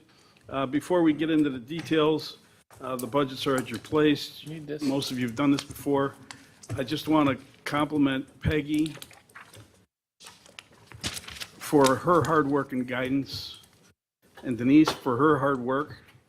And this budget was a Herculean effort based on what other business the city's got going on. Peggy was up to her eyeballs in other things, so was Denise. And they pulled it off. Peggy didn't think she could, but I knew she would. I knew she would. But I also want to comment that our department heads took this very seriously. They did an excellent job on the budget. They did offer me a challenge, and Peggy and Denise. They did come in with a lot more requests than we had money for, but they were thoughtful requests as a whole. So Peggy and I and Denise did some heavy lifting, and what you have before you is a budget that delivers a small tax decrease to our community. So with that, Could you clarify that one more time? A small tax. decrease in the property tax bill. We'll talk about that. But Peggy's got the news, and she deserves to say it because it's her work. Ms. Stino. Okay, happy to be here to present the mayor's 2023 recommended budget. Before I get into the details, we do need to also thank the mayor. He was with us all the way during this process. We have spent a lot of nights and weekends trying to get this budget in order and review everything, make sure we're making the best decisions for the city, at least to put forth in this recommended budget. So Mayor, thank you. We really appreciate your help. Denise has only been with the city for about 4 months. She's been amazing. She hit the ground running, and she's been doing a really great job, and I can tell you this wouldn't be here right now without her as well.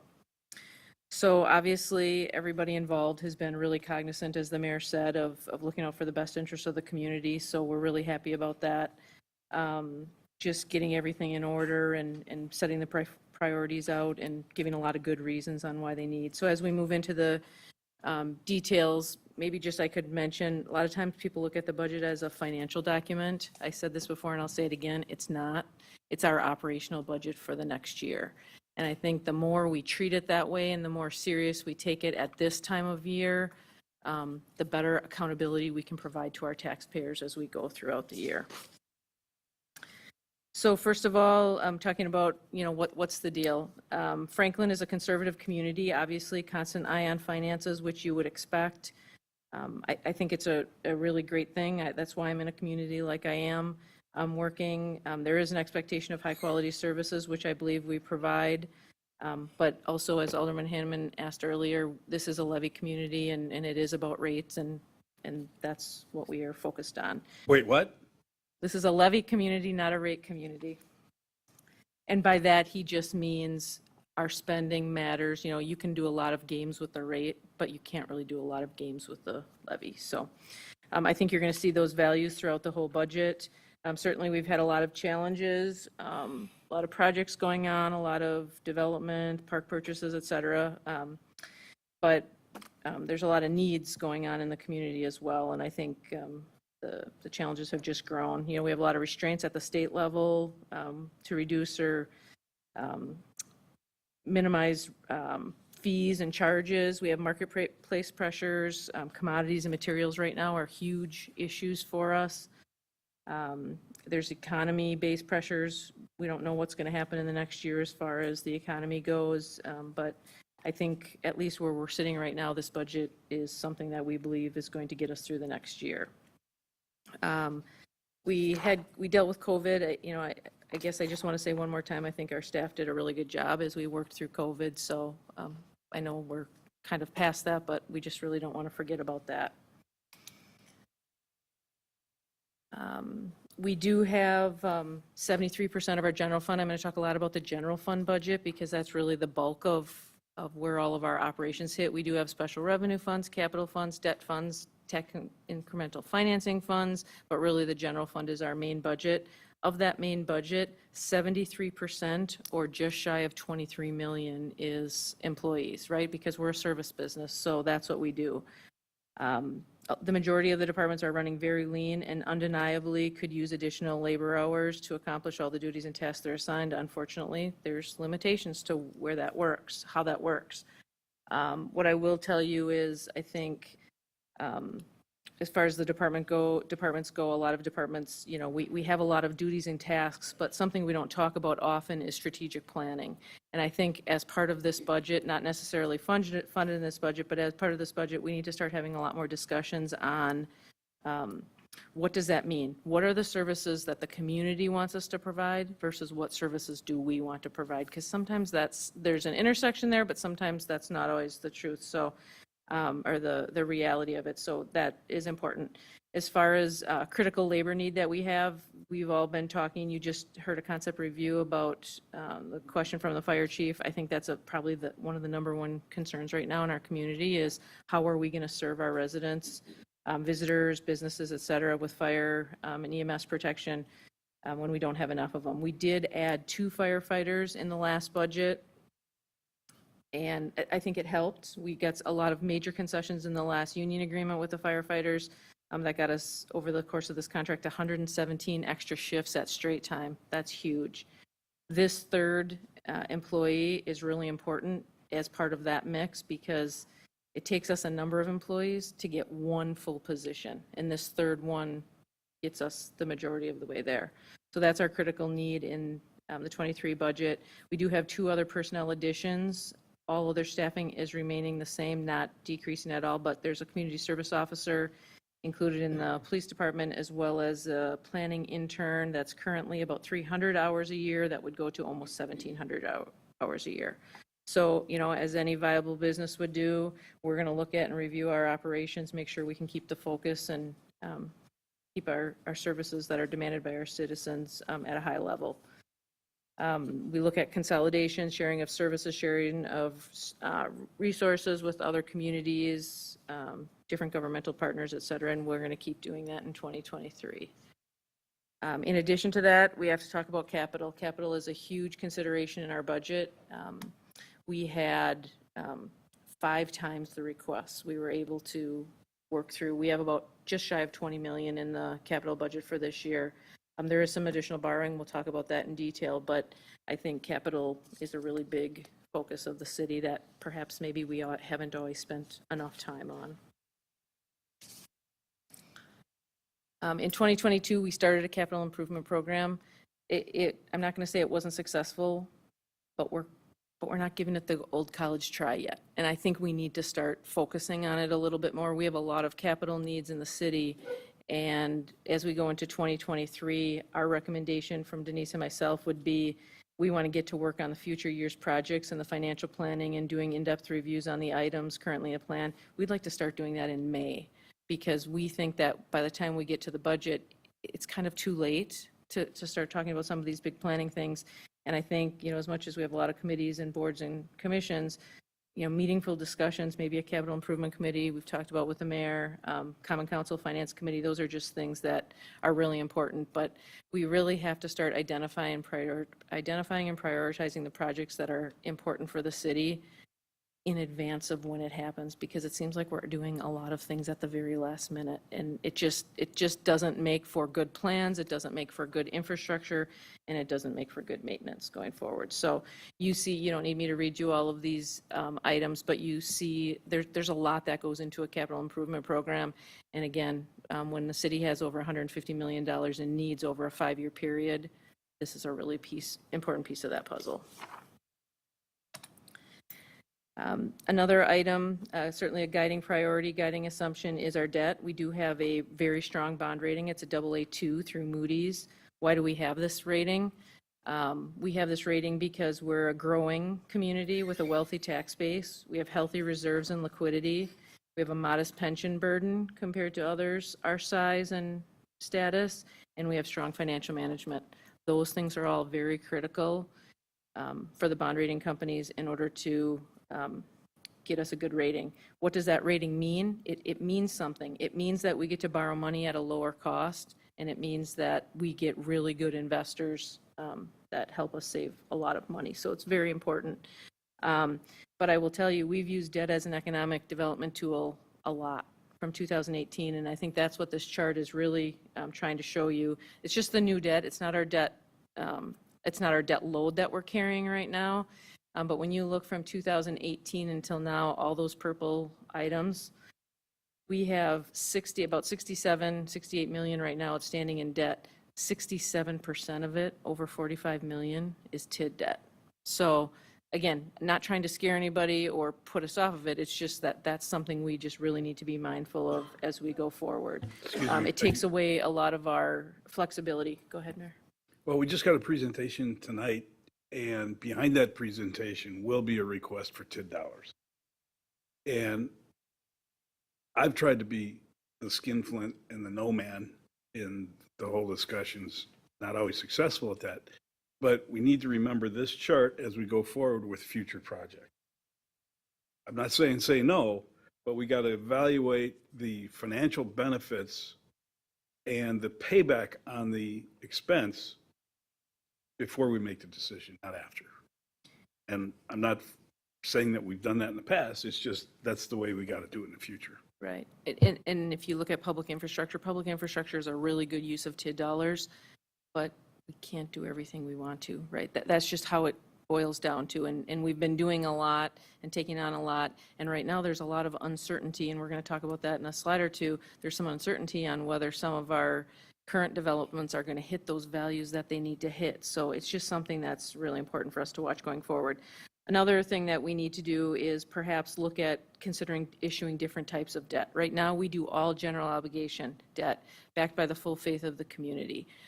There's other debt, revenue debt per se. We really haven't done that in the past because, number one, we haven't needed to, and number two, we get our debt cheaper when it's the GO debt. But going forward with some of the larger projects we have coming up, it would be very prudent to at least explore those avenues and maintain some flexibility that the city wants to have going forward. We do have an internal borrowing limit. So 5% of our equalized value is what we can borrow. That's about $271 million right now with the new equalized values that just came out. Ours is 40% of that, which is about 110, just shy of 110. We are at 67. We have some plans to do some TID and utility debt later this year. It's about 6.75 million. We're going to pay some off next year, but then another 6.3 million next year. You know, we could be well over, close to 80 million in less than a year from now. So again, just something that we need to be. Peggy, let's do those numbers monitoring. again, this time a little more slowly. Sorry. The state, So the state says we can borrow 271 million. Right. But I will tell you, and this is all in your budget document, all of you have this presentation in the back, as well as a lot of this is detailed out in the letter in the front. But the state allows us to borrow 271 million. Generally speaking, in the marketplace, 50% of that limit is generally accepted, which means you're a good debt user, but you're not an overuser if you stay around 50%. This Common Council in 2019 approved a 40% limit. So we said we only want to use 2% of the 5% they gave us, 40%. That's that $110 million number I'm throwing around.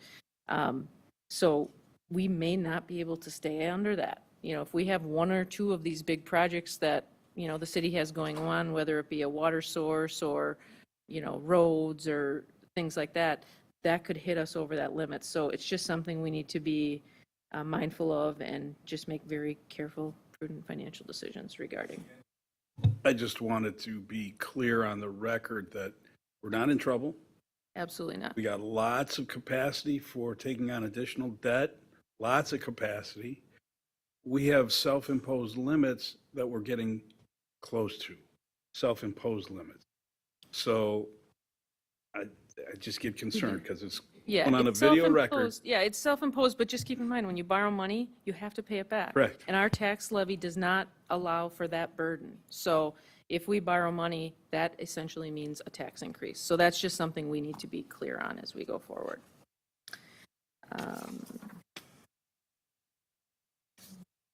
As far as the fund balance goes, we're sitting at the end of 2021 with just shy of 10 million. There's usually a ratio of fund balance to expenditures that we review. The fund balance to expenditures at the time of, in 2022, we're at about 32%. We'll see how this year ends. We're very conservative in our year-end estimates, but I think by the end of this year in 2022, there's going to be at least an opportunity to look at maybe $500,000 if the council wants to consider, and we're certainly going to present information to the Finance Committee to perhaps put it towards some of our long-term capital needs, perhaps our equipment replacement fund, which really is lacking as far as funding, maybe our street program, maybe our capital improvement program. So there's some opportunities coming on that, but our fund balance is in very good shape, to your point. And again, fund balance, and I'm going to let you say the next statement. See, Peggy and I have these philosophical conversations. I sit across her desk, and she always cringes because it becomes one of these. But the philosophy on fund balance, you know, for those watching, our fund balance is essentially our savings account. It's what we've earned over the past and socked away for a rainy day. State calls it a rainy day fund. We call it fund balance. But we need to work constantly with department heads and other electeds to understand that that is a savings account. It's not a spending account. It's not just an extra pot of money, because there's implications with spending it down. And when you spend it down, which none of us are talking about right now, but this is a philosophical conversation. I need a root beer barrel when I do these. But we need to understand that fund balance is there to be used either in a dire emergency or a long-term solid purchase that's well discussed. So I just put that out there so the department heads can hear it again on the record and share with the Common Council what my point of view is, and pretty much any financial person's point of view. So. Okay, Peggy, sorry, thanks. So, you know, and that was very well said, Mayor. I mean, basically from a credit perspective, the very important reasons that we don't spend our fund balance is because it illustrates the credit worthiness to the bondholders, it lowers the city's exposure with regard to emergencies, and it allows for one-time, very infrequent uses without being penalized for it. So, again, to your point. Some of the highlights of the budget. We alluded a little bit earlier to where we were at as far as staffing. There are no reductions in staffing. In fact, a couple increases. Our net new construction, probably not as strong as all of us wanted for this year. Projects are going a little slower than we have expected, but January 1, 2022, we had a net new construction of 66 million. That's about 1.34%. Now, I'm putting it in those terms because I want to show it to you against the levy increase, because when you talk about whether taxes are going up or down, this is really the key for that. So net new construction, 1.34%. We did have a TID 3 closure, and we are going to do a report for the council on the TID 3 closure to talk about all of the facets separately. But in this context, When you close a TID, there's a formula that the Department of Revenue runs, and half of that money goes back to the tax levy, right? A credit to the taxpayers because they've foregone all their taxes for all this time. That's an automatic. The other piece of it, the other 50% is a levy credit, a levy fund increase, and that value is $202,000. So when we say we have a 2.2 levy increase at $497,400, it's made up of those two parts, and it's 0.1% less than our growth is. So that means that there's an effective tax decrease. I have been running some draft numbers on homes. About 11% was our increase in equalized value. We don't have our assessed value yet. That will be coming shortly by the end of October. But right now, any home, we have a revaluation every year, right? So we expect our tax rate to go down because taxes in equalized value, assessed value, they work conversely. When one goes up, the other goes down, and vice versa. So in 2022, we have an equalized value of about 5.2 million, and I'm going tax incremental financing districts out just because I want to show you what it impacts on the general levy, but it'll be about the same. So last year we were at $4.81 equalized. This year we're at $4.37. So that's a 44% decrease. But when you look at the evaluations we're doing on the assessments, our assessments are going up. So the sweet spot is somewhere between 10.5% and 11%. If a home went up, like if there was something new, like an addition or a building or something, of course that's going to be over the 11% and that's going to go up. But anybody who's just the normal home, haven't done anything, just lived in my house one more year, that would be a bit of a tax decrease. And then there's some that actually, because of some newer stuff in the area or however those things work, will actually go down a little bit more. So on a example, $420,000 home in 2021, that home was paying $2,006 in local taxes. This is City of Franklin rates only. For a 10% increase, they would be paying the same exact amount in 2022. So again, no tax increase. You can see that we have an estimated assessed rate, but it's kind of like a dart throw right now because the assessments don't come out for a little bit. We do have an estimated assessment ratio. It will be within a couple pennies of that 437. So let's just say if we wanted to call it a general $4.40, that would be what we're looking at. And that information. Sure. The work that we all do in attracting good quality growth with high assessed values is extremely important. And it gets more important every year that we do our jobs well. Because what we're doing is we're raising the bar for the percentage of increase. So in 2014, we were at $3.3 billion. Today we're at 5 something, right? Correct. So 1% grow. If we got $69 million back in 2014, that was a big amount. Denise will do that in her head. But today, 69 million is 1.2%, right? Correct. So it's great we do our job, but we need to be diligent about high quality, high value developments for new developments, just to keep ahead of our growing assessed value.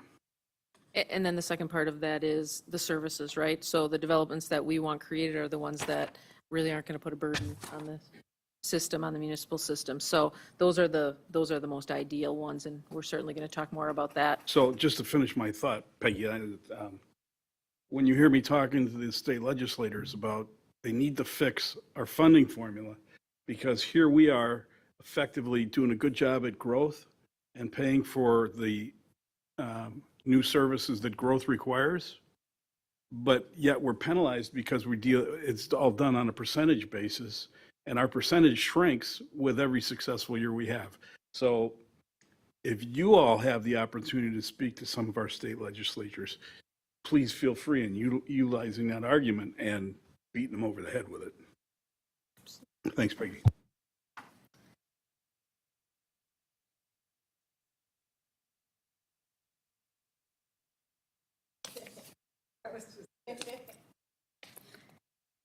So, but I will tell you, our tax rate is going down. We have a lot of growth, but just like I have in the past, I'm going to warn you again, this is still a tough act to follow, right? The growth has to still come. We have to still be on the top of our game as far as getting high-quality developments. There will be a time when our tax rate goes up.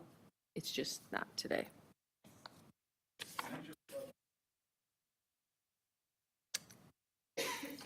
Hopefully, we're on track for that. So when you talk about state shared revenue, this is a good lead in. We no longer qualify for the expenditure restraint program. And again, I know most of you know this, but I'll say it again just so that everybody's clear.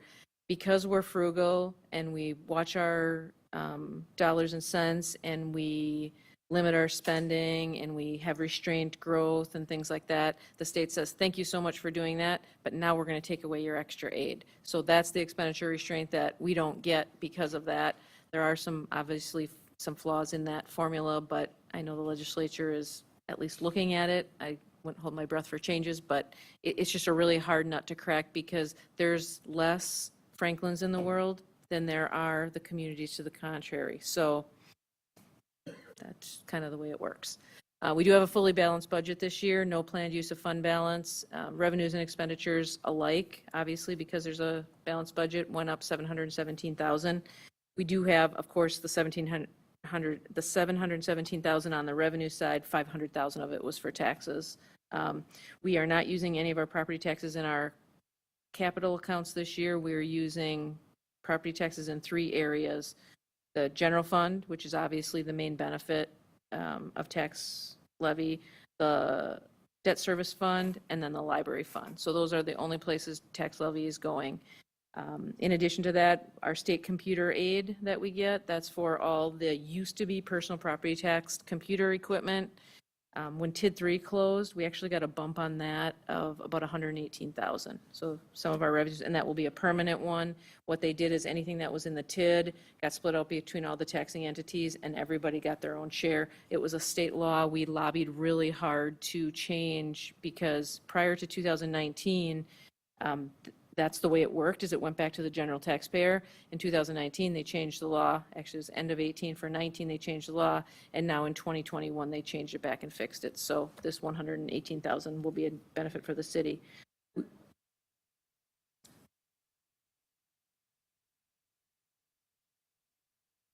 When you're talking about a wage increase for all the employees, you're also talking about the employees in the library?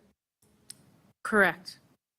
And I bring that up so the council knows that there has been wage increases, but not much increase to the library. So if that goes again, they're not going to be able to sustain that. And there's also a document that maybe most of you aren't aware of. It looks like they have a lot of money in one of the funds, but there's a resolution out there that says they must maintain that at like 100,000, I believe it is. So while it looks like, oh, well, they got all this money and they should be spending this money down, it's something I'd like you to keep in mind because the library is going to be struggling and it's one of our, great resources in the city. So I would like to see if we could consider at least compensating for past increases in wages and future increases. So the library budget's not in the packet tonight or in our draft budget because the library board has purview over that. But what I will tell you is we're working very closely with the library board trustee president, as well as the library director to work through some of those issues. Part of what you said was true, and the very most important part is I think how everybody thinks that the library is a very important asset in the community. And I don't think anybody's suggesting or has suggested in any past budgets that that's not the case. I think the problem is coming in when you say that there's a fund balance policy that requires them to have $100,000, when it's times 5 and times 6 of what it should be. That's when the city needs to take a look at it, work closely with the library to make sure there's a soft landing, not a crash landing, to make sure that gets taken. But the bottom line is when levy dollars go to a separate fund and that separate fund holds on to it, our citizens could say that we're overtaxing them, and we certainly don't want that to happen. So again, the mayor, myself, Denise, have all been working with the library director, and we will continue to do so. We're going to be in the coming weeks here evaluate where we're at with the fund balance. Again, we want to make sure, but what I will tell you is this year I did include 2% of an increase of the levy, even though that fund balance is higher. So that's included in this budget, and the mayor included it in his budget. So when you say it's not in the presentation and it's not in the budget, how can we compare of like what the library support comes from the city's portion to the library compared to what is going to go, what has been in the past and what is going to go this year if it's not anywhere for us to see? So it is in the library budget, and the library budget will be in the final budget, but I'm happy to share that with all of you. We have, 20-year history of how much it has been. But again, I would just ask the council to give us a chance to work with the library board and make sure everybody's understanding, because putting money from a tax levy to a special fund and socking that away, it's not okay with our taxpayers, not in any community. I do, yep. 1,374,000. And what was it previous? 1,347,000. And then the previous year, you might not know that. I do. Okay. 1,337,000. So it was a $10,000 increase that year. But again, that was on the heels of a $700,000 fund balance. So again, don't think we're being short-sighted. We're watching all of that, but it's about balancing. It's about balancing where the needs I are. get all that. I'm just saying my question in the comparison was there was that huge increase in employee cost, and the amount when everyone stays at when I ask you what was given, it's always about the same, just a little over 1 million all years. So when you have pretty major increase in employee cost and you keep that the same, it makes it really hard to make sense. So I'm glad you're working with them. I would like to be able to have the council have that information. If you could prepare what their cost increases were, make sure that, if you got to get it from the library, however you have to do it, that we all know what, the library's dealing with. So that would be great. Yep. Thanks. Yep, and that's going to, like I said, that's going to happen in the coming weeks here. We're going to be working on that. But again, to be clear, the $10,000 increase last year wasn't to penalize anybody, wasn't to take any money away. It was simply to acknowledge that there was $700,000 in fund balance, and there should be a soft landing. So that's, I so don't think we'll certainly bring that. $700,000 in fund balance, so I'll address that with the board, but Absolutely. it's their understanding that there's not $700,000, and so. Today, there's not, but there was. There's two funds, actually, Fund 15 and Fund 16. I know there's Fund 15. And there's about 150-ish, if my memory's correct, in one, and about 500 in the other. But again, it's some planned use. At that point, again, a library fund balance is a lot different than a city fund balance. There's different reasons. There's no backstop. The city doesn't have a backstop. The library has a backstop. That would be the city. And so the fund balance policy says we should have 9 million in our general fund, 100,000 in our library fund, and we just had multiple times that. So we'll definitely share that evaluation with the council. Okay, great, thanks. This library fund balance issue came to a head about, I want to say, 5 years ago. There was some issue with the use of the fund, and the fund was being used for salaries. And it's fund balance that can go away tomorrow, which was not good business. And it took several meetings with the library board and the library director and then Mark Liberta to get the definitions of these funds to the library board in a manner that they admittedly understood. They're not finance people. And that's when the decision was made to put that $100,000 policy in place. And that was as a protection for the library board for overspending their fund balance on things that they could, I can envision a time where it's possible they buy $500,000 worth of books in a year. How long have you been mayor? 8 years. 8.5. Because you said 5 years, and that policy was in place when Tom Taylor, I believe, was mayor, so that would have been longer ago than that.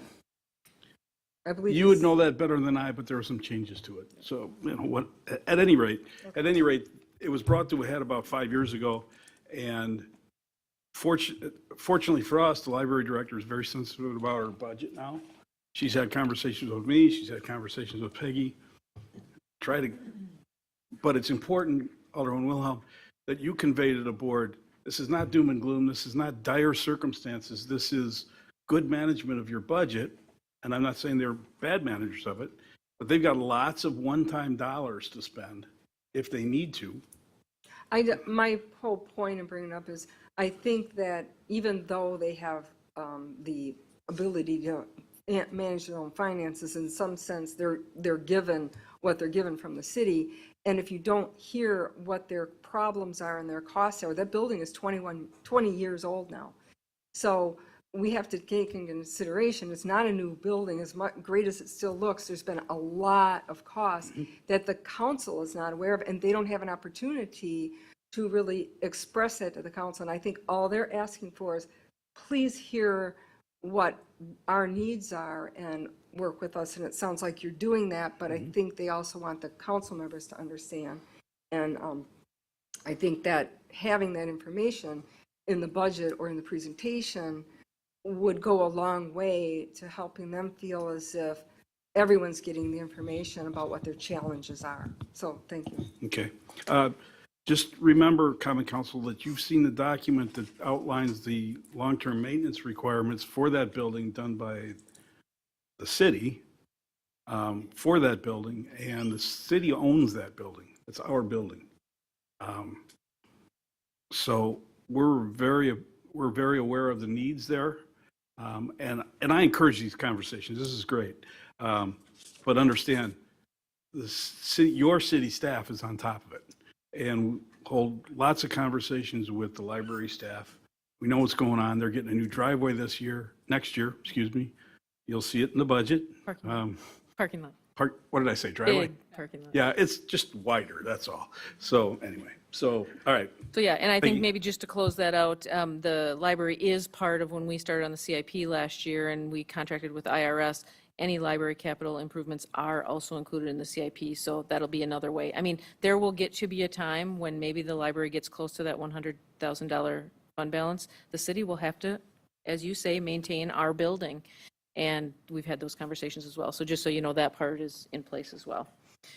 So then talking about revenues, we're expecting building permit revenues to come in strong again. A little unsure of the economy and what's going to happen over the next year, but we have some really good, strong projects going on right now. County paramedic aid is increased. Interest income is increased, at least on the short term. We'll again see where the economy goes. A couple decreases, one of them being fines, citations, et cetera, we're about 35,000 down. We've really not bounced back from the pandemic, so that's just something to be aware of. Cable franchise fees, more people are unplugging, so those are going down. Insurance dividends aren't always what they used to be, and then a few miscellaneous revenues. We talked a little bit about personnel costs and the additions. Personnel overall, personnel costs are going up 460,000. In total, the pay side of that, there's two sides of it, pay and benefits. The pay side is about 600,000 and the benefits are about 142 negative or a decrease. So that nets out to the 460. We have some things going on in the general fund, less elections. We have an increase for a class and compensation study update. We're going to talk about that in a slide or two. We have a lot of IT cybersecurity issues that we're dealing with, liability and property insurance, as all other insurances are going up right now. We've been working the last couple of years to maybe just right-size our budget a little bit more. When we were ending up with fund balances at the end of the year in the millions, it sends an indication to our taxpayers, and we just want to make sure we tighten that up a little bit. And overspending your budget every once in a while is not a horrible thing. But I'm pretty sure we never, well, I'm just saying because we can't predict, right? So we can either load our budget with all expenses that don't come in, but then you get to a point of overtaxing. So it's really a balance that we walk. And then we have, of course, a couple decreases as far as expenditures go as well. We do have I'm going to call it partially funded reserve. We have a lot of turnover, of course, because a lot of retirements are happening. We have long-term employees that are retiring, and when those long-term employees retire, there's something called the severance pay. Severance is a horrible word for it, but it's basically just a bit of a longevity pay. It's 2 days for every year of employment if you do a formal retirement. We have $75,000 in the budget for that to try to help so that we don't have to have long vacancies. But again, I can tell you, we've already spent well more than that in 2022, so it's a partial funding. We do have a goal to maintain or lower our health insurance costs without changing any of the benefits. I'm going to talk about that in a couple slides, but we've been asking the employees to engage a little bit more in their claim costs. We have a mobile health care called Nice Healthcare. That's been working pretty well. We have a wellness function called Humana Go 365. Those are all things that are going to help that. And then again, the capital spending of just shy of 20 million. We can talk about that. Those are the things such as the streets program. The mayor had increased the streets program this year, so that's a big cost in there. We are looking at the design of a fire station. We have a future water source. We have a DPW storage building. That's part of that whole thing. So there's a number of capital projects that we should take a look at it because it will cost us extra money in borrowing, which means tax levy in the future. Pensions doing as well as can be expected. No. Typically we spend about $1 million on our street budget, and the request was for $2.5 million. I believe we're at $1.5 million. So a 50% increase essentially, but there's no way we could fund $2.5 million without borrowing. And then we do have, like I said, the pension is doing well as it can be expected. The OPEB trust was overfunded technically as of 12/31/21. Market hasn't been great this year, so it's been fluctuating and just something for us to be watching. We are in the process of hiring a fund balance manager for that. We'll have that done by year end. We do have the American Rescue Plan funding that the city was awarded over 2 years. There's in the 23 budget. In the 2022 budget, there was 2 items. They're likely going to get carried into the 23. One of them is the fiber network for the city. We are finalizing design on that right now and working with the school district. In fact, I have a meeting tomorrow to work out the MOUs so that we can share different parts of the systems. That's going forward, but the construction will probably be in the spring. And then we have a phone system for city facilities and operations that we need to get all revamped because as part of the fiber network, all of our outlying buildings then will not need phone service. They'll be able to piggyback off of the city. So those are 2 major projects. The remaining funds have to be obligated by 12/31/24, spent by 12/31/26. We're not sure what's going to happen on this water source issue, but there's a lot of good reasons that we might need those funds for that. So we've kind of just been holding off on making a recommendation on that. I'm sure there's going to be a lot of discussions in the next 6 months coming up on that. The UDO mentioned a couple times tonight. We're hoping to get that wrapped up, still working through it, taking a little bit more time than we thought, but it sounds like there's going to be some major implementation issues. In the 2023 budget, we do have master plan / comprehensive outdoor recreation. We do have a new planning manager, hopefully, that we're going to be able to present to the council in the near future. And so it's really going to, we're going to put that on that person to come up with that timing and order of those.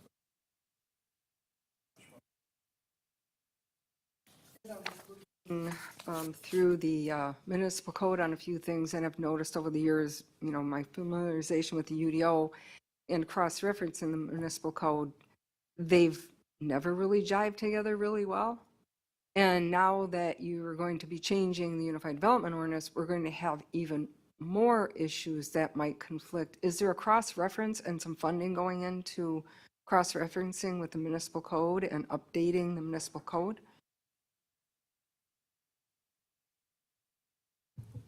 I don't have a definitive answer for you on that, but we have discussed it at the Plan Commission. The city attorneys talked about it. The planning staff is well aware. My belief is that with an update to the UDO, the cross references to the code is going to be cleaned up and much more readable. Okay, because the municipal code has some really outdated You think? things. But I got to tell you, the municipal code is going to be a problem but the zoning code is going to be an even bigger problem. So we got to tackle one at a time because they're both going to be big. So Well, it's a good point, though. Yeah. Better look about some funding for that soon. Some focuses we have for 2023, obviously growth and development is a big one. Growth is certainly a good thing, right? A lot of communities don't have that opportunity, but with development comes more obligations. So it's that balancing act. We do have to sometimes lay out large amounts of money before we're able to have that growth occur and then get that return on tax dollars. So supporting that debt is just going to be something we want to be really careful of. Obviously, we're continuing to address the citywide aging infrastructure. We started with IRS, our consultant industrial roofing. They've been doing a great job for us. We're hoping to do another round of projects later this year yet, and then we have another round coming in 2023 if that budget gets approved, and it's certainly going to be in conjunction with the 5-year CIP. We have a commitment from the mayor that the top needs get addressed. It doesn't matter what facility it is, what business it is, what department it is. The most dire city needs are the ones that are on the top of IRS's list. So we're not giving them any direction. I think that's a really important piece of this whole thing. And then the second part of that, like I talked about before, is we just need to create a financial plan so that we can ensure proper funding. Much like investment laddering, it's going to be the same thing with capital funding. And then, of course, our water source, we believe, is going to be coming to a head soon.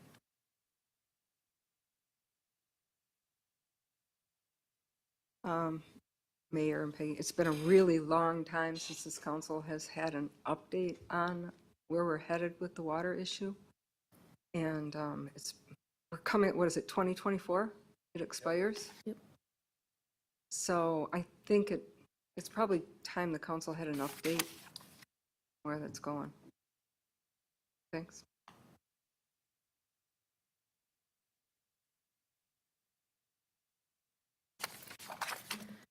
Okay, so the next one of the operational focus is obviously attracting and maintaining high-quality workforce. We talked about succession planning. We're trying to do some work on overlaps when we can, when the hiring process allows us to. We're continuing to review pay and benefits. In the 2023 Mayor's recommended budget, there is $50,000 for an update to the city's classification and compensation program. I've talked to a number of you about perhaps where we are and how the city might want to get a little bit stronger in the market. That's the study that will be able to do that. We, of course, have the implementation of the merit pay, but I think if we do the class and compensation update first, I think that might give a little bit more credibility. I will tell you, we don't have a lot of departments that are very supportive of a merit program. I believe I believe there were 2 departments in all of the departments that were really, out of 8, that were really interested in merit. So I just think as we do this class and compensation study, I think all the department heads are starting to understand the reason and why merit has a role in today's environment. Yeah, how many municipalities actually do merit pay? You know? More than you'd know. 10 years ago, I would say pretty many were not. In the last 5 to 10 years, it's become very popular because, right, we're stealing from each other, right? We all have the same pool, and if somebody's going to give me something that somebody else doesn't, and I have a chance to, if I go there and shine, I have a chance to make extra money, more power to me. I guess I'm not understanding the criteria on what sets the merit pay. Is this, you know? That's the problem. It's not the problem. That's what we have to work through. Yeah, and I was going to say, it's not necessarily subjective. It's just really hard to do it in an open forum, right? If it's a private company and everybody doesn't know what everybody else's pay is, Yeah. it's usually not as big of a deal. When you try to do it in the public sector, it's pretty much all open, and it's open public information. So it's really hard to do it successfully in the public sector. However, it can be done, and it can be done to a degree that people feel appreciated versus people feeling slighted. Well, I think one of the things that I have is, I've been up here long enough to know how much politics plays in roles. And if you have too much politics into the decision-making on who gets that money, I see that as a complication and something that I would like to see any type of merit pay involve a really fairness, so there's not a political aspect to that. I don't know how you do that, the way we're structured, but I think it's really important. That would be the goal of a merit program, absolutely. The other issue with a merit program is you need a good way to evaluate your individual employees so you have good metrics. We don't have that yet. And part of the pushback with it's not really pushback, part of the apprehension of our department heads is that they don't have that system, they don't see it coming, and it doesn't exist, and they're not trained on how to use it. That's for the non-paramilitary departments. And that's part of what Peggy and Dana, I'm not going to include me, because it's not my thing, but that's part of the problem and part of the solution that needs to happen before we can implement it. So, and you're right, there's got to be metrics, got to be quantifiable, but The hard thing is that the metrics are different in different areas, right? So somebody, I can't even tell you how many times I've had, let's just say an executive assistant or somebody say, well, I can't get anything because I don't really have metrics like that. There are metrics for every position. It's just making sure that, you hear people say nothing is fair. That's true, but it's got to be somewhat equitable, and that's the goal. And then with the ones that exist out there already, there are some good examples out there. And then, of course, we talked about it earlier, sharing services, operational efficiencies, that's really the name of the game, maybe getting back to the basics and just making sure in each of our departments, we're doing what the council wants us to. That's usually what the citizens want us to, but I think that gets us a little bit back to our roots. We do have a lot of strengths and opportunities going forward. We talked about developable land. We talk about that often. We have a lot of good developments going on. Our corporate park is moving right along. An opportunity we have for capital items, I can tell you, and I think I've told you this before, but most communities have been borrowing for the stuff that we're funding for probably the last 10 to 12 years. So we're still not borrowing for equipment. We're not borrowing for streets. That's a very odd occurrence. We have landfill siting, which is amazing. We have a budget of $2.3 million annually for landfill siting. That's expected to last a couple decades. We're really lucky. So when people say that we're not, I'd beg to differ with them. As well as impact fees. Impact fees are another hard one, but growth pays for growth. So that's a good way that your existing residents don't have to pay to have new residences and businesses come in. OPEB trust, we talked about a little bit. Pension fund, continuing to monitor, doing good there. Peggy. Yes, sir. Peggy. You pass over those two really big ones. We're one of the few communities with a essentially fully funded OPEB trust. It is. We were past fully funded on 12/31/21, but with the market where it's at, we're still sitting very well in that one. And our pension, we're a very in the minority as well on the pension because most communities don't have their own pension. Most communities are simply WRS, which also does very well. But our pensions are doing, those runouts will be just fine for everybody who's in them. And we still have some people contributing to them. But yes, those are two very strong points. We talk about that at finance a lot. We just had a actuarial study in February that basically went through everything in our OPEB trust, and there's a very, very small percentage of any public entities that have the formal trust set up. A lot of communities and state entities and different things will put money aside, but to restrict it the way that the city of Franklin did is priceless. So here's the commercial for the council. The OPEB trust used to be a pay-as-you-go. We'd pay the bill for whatever the retirees were that year, right? And there was 3 aldermen that independently came up with, this is nuts.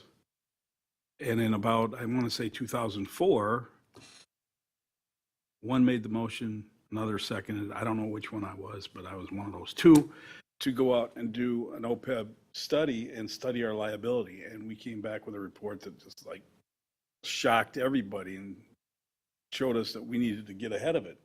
And fortunately, council since have done an excellent job, including you, of funding this thing. You hear about all Milwaukee's problems? It's the bottom two. The bottom two. If they had funded their OPEB and they had good control over their pension fund, they wouldn't have the trouble they have. Neither would Milwaukee County. So take some credit for that as you're talking to your constituents, because it was the 6 of you guys, and your predecessors.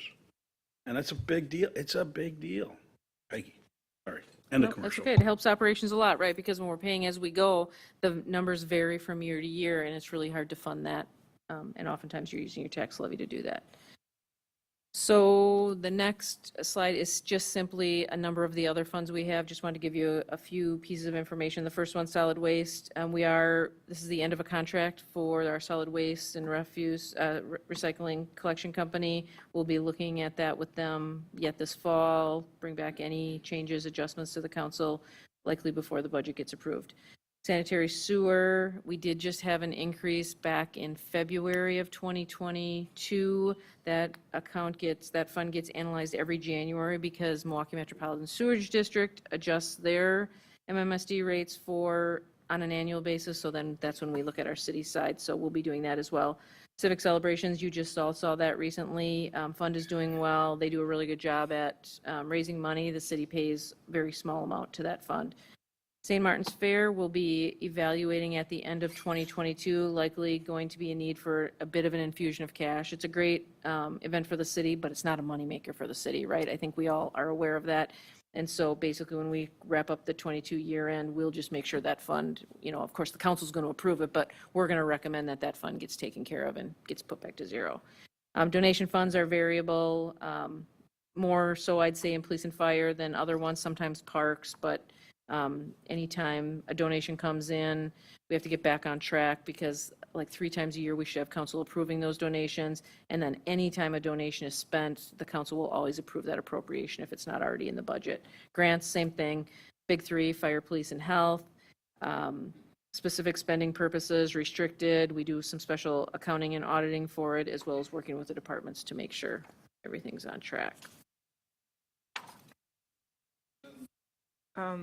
Peggy, how do you account for land donations within the budget?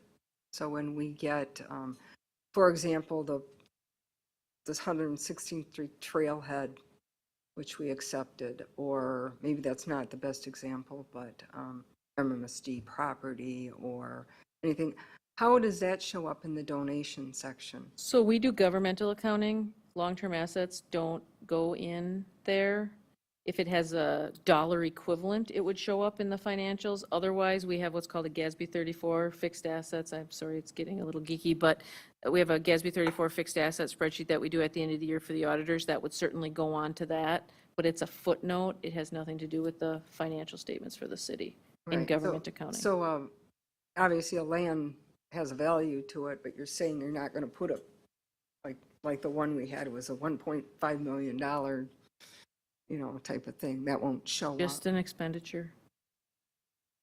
I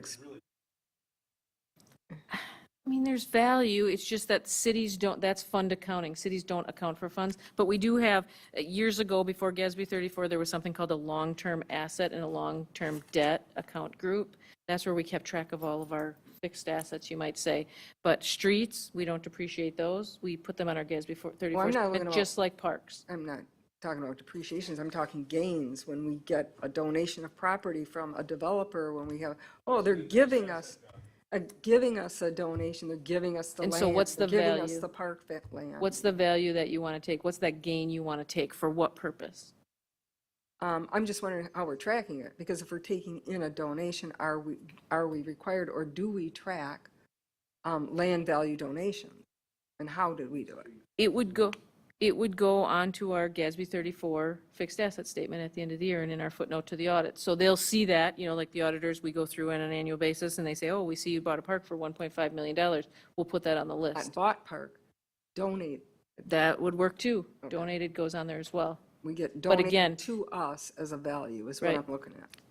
But are you saying you want the city to have some value on its financial statements for that? That doesn't exist. That's what I'm asking. Yes, Because not- it's in a sense, it's a donation. It's just not a park bench or a value for but it is a land donation. So I didn't know if it was in that category. And my other comment is grants, police, fire, health, great. I think we're going to have forestry, maybe. But I would like to see us make more use of grants. We're missing out on a lot of grants other municipalities are getting. We are, but until we get our master plan and corp updated, we won't be applying for any because we're not allowed to.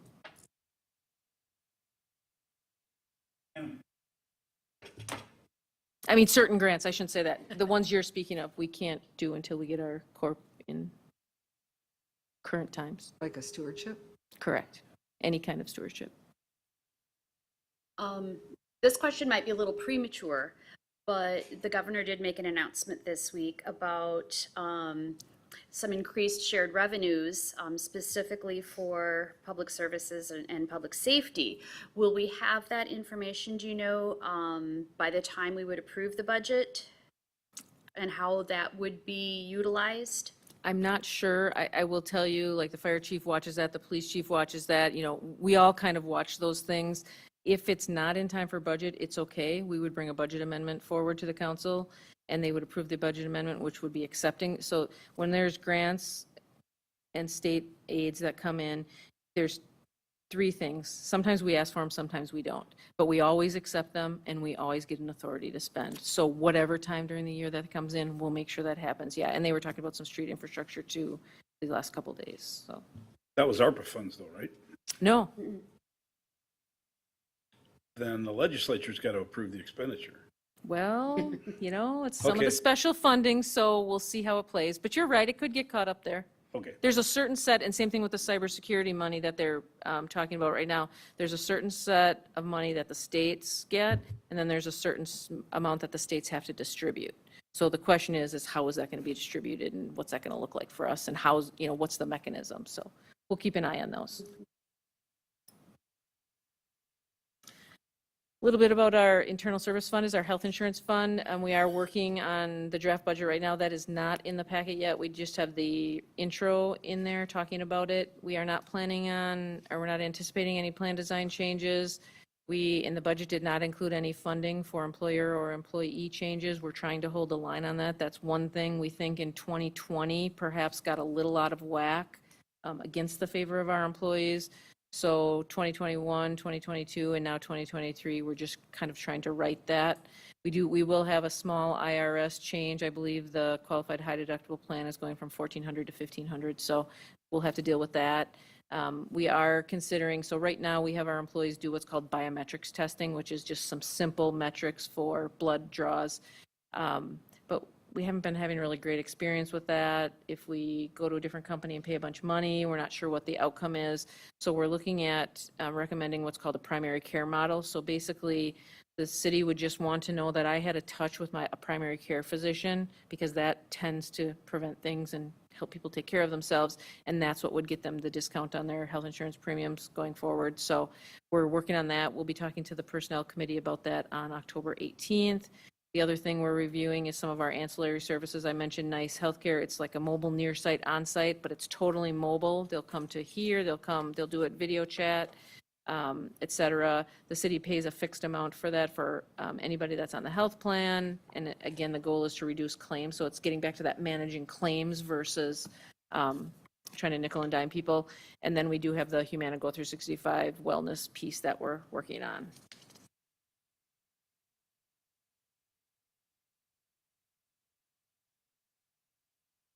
Make a large group, so a group plan could happen between, like, you know, like. So that happened, yeah, years ago that happened. When the state plan really got prevalent, 2011-12, those consortiums kind of fell by the wayside.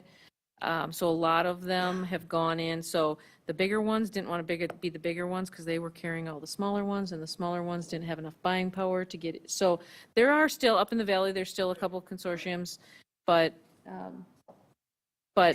generally speaking, the transition has been whoever can't do it on their own kind of jumps over to the state health insurance plan. Now, we kind of, so for example, for our liability and property insurance, we work through the league. That's kind of that consortium that you're referring to. There's another, WCA, Wisconsin Counties Associations, is the one that used to be big on health insurance, but it's just not as prevalent anymore. Seems like we could get a better rate if there were a lot of more lives. people in the group. For sure. Yeah, okay.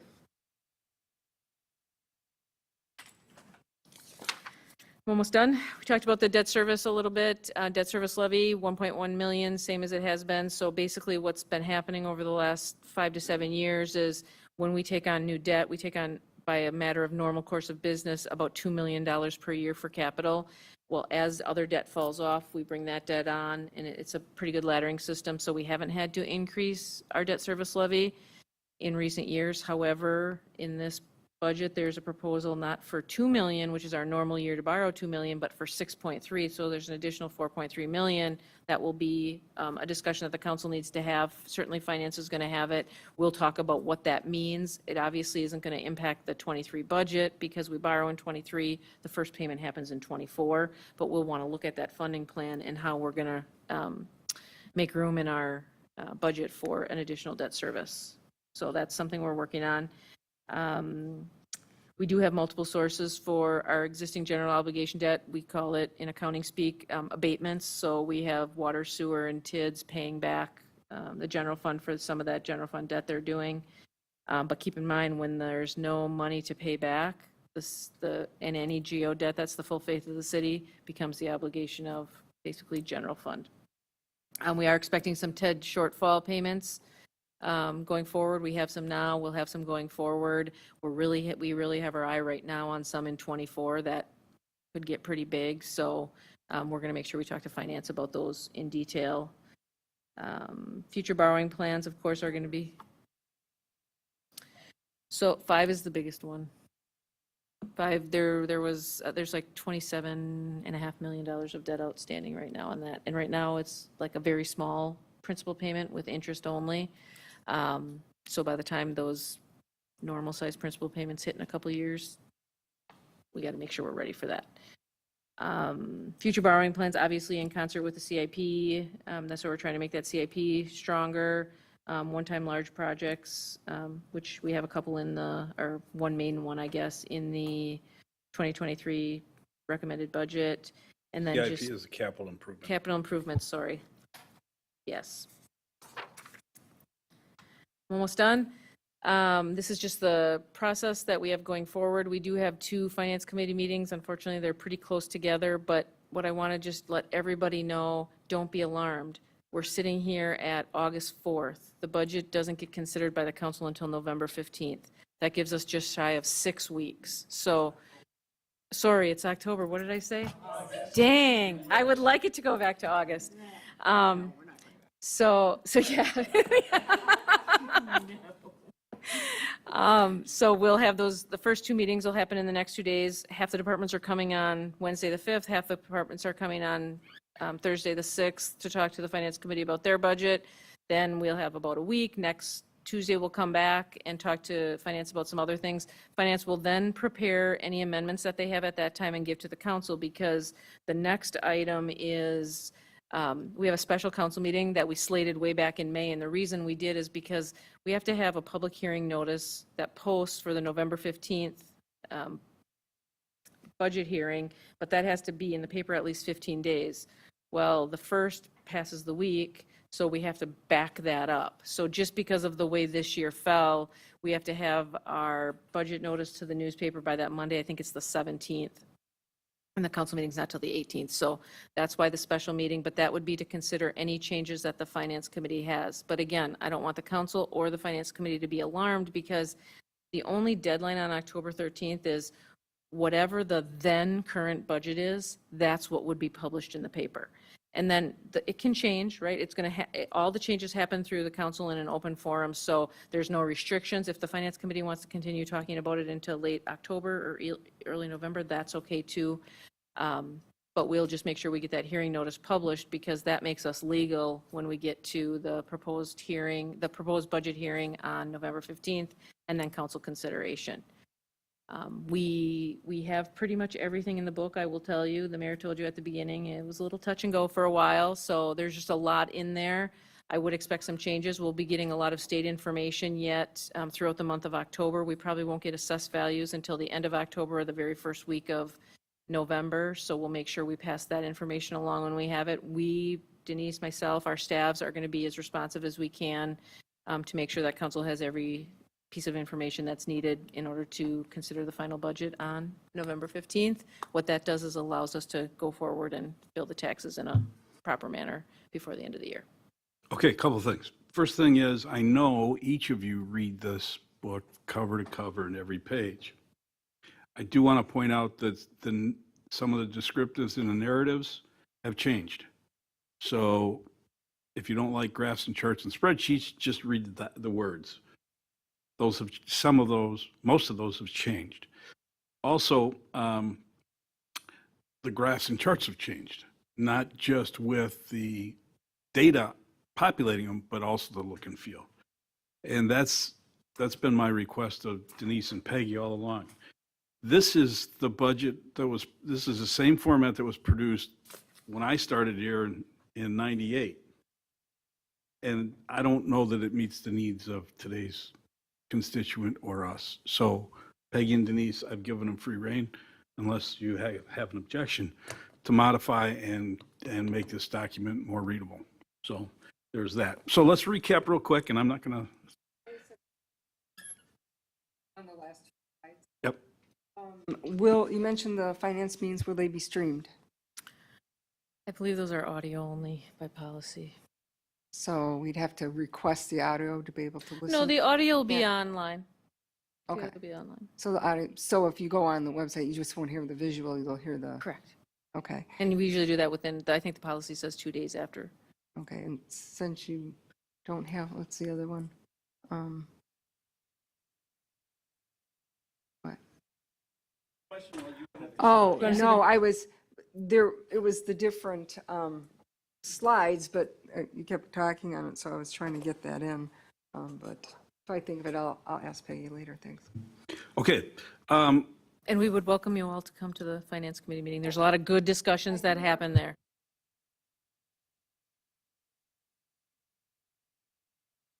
Previously, when Paul Rotzenberg was here, our former finance officer, he was very helpful when aldermen needed to form a motion that actually did what the alderman wanted it to do.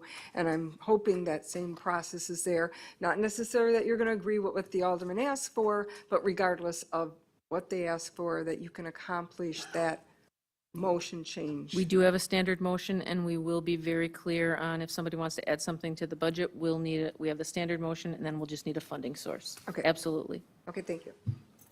But what Peggy said was pretty quick.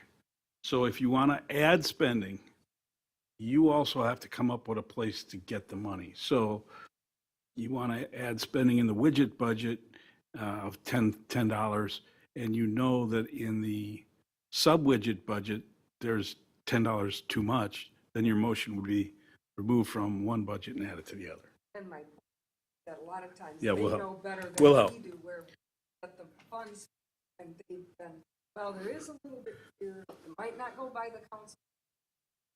So we've had that assistance. Yeah. in the- But I'm going to ask that you look at the budget and have an idea where you want to go to get the revenue. Because Peggy and Denise have lived with this, and they're seeing little squares with numbers in it. So, and now it's going to be a policy decision. It's not going to be administrative. We've taken all of those cuts. So It's just that the short period of time. I got it. they have, Well, go with it, and the amount of staff will knowledge help. they have. Staff will help, but they're Kind of not- like when the council said, come up with a spending plan and bring it back for the park. Council told me to do that, I do that, I come back and show it to you. So if you all have those kind of things, we're happy to do that. Okay, real quick, positives for you guys for the budget talking points. Taxes are the same, probably. Now, we all know, somebody's house went up 28%, they're gonna pay more. But if you're 10.5% or less, you're okay. Actually, and you think about it, the county announced they're not raising their taxes. The school district announced they're not raising their taxes. And the MMSD is within growth. So this might be a good year for the taxpayers. So no tax increase. There's more road funding for road repairs. Even people who took the chip seals think we ought to repair those roads again, even though they're great, I think. We're adding a firefighter. We're adding a community service officer for the police department part-time. That's an effort to cut back on the routine calls and have our sworn officers go out and do what sworn officers do. Again, no tax increase. And our constituents need to be comfortable in the fact that we have essentially a fully funded healthcare system for our retirees So that sort of Damocles is not hanging over our heads, and our pension system is doing really well. And so, again, no tax increase. So I appreciate your consideration of the budget. Take a look at it closely. There's a lot in it, but you can get through it. It's not that bad. You've all done it before, except for Michelle. But, and if you have any questions, you can call me, call staff, whatever you want. Yeah, any council questions? Like I said, we're going to be as responsive as we can. We want to make sure you have all the information you need to make a decision. I need to do this for the record. Alderman Nelson left the seat at 9:02 and returned at about 9:04. So, oh, 9:07, according to city attorney. Back at 20 after. Oh, it automatically refers by ordinance. It is 9:20, the same exact time that I announced the start of meeting. So thank you, council. With that, we are back in open session. Alderman Holfer. Hold on. Okay, go ahead. Mayor's recommended budget to Finance Committee for review. Your motion includes review and recommendation. Yes. Alderman Barber. All those in favor signify by saying aye. Aye. Any opposed? Motion carries. Move on to item G9, status for the 116th Street Trailhead. G8, sorry. I was just so hopeful. G8 is a resolution agreement between the City of Franklin and Franklin Public Schools for a joint trailhead and trail and that kind of stuff on school property.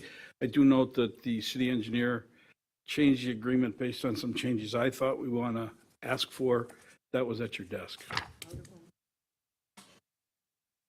Yeah, absolutely. Alderman Morrow.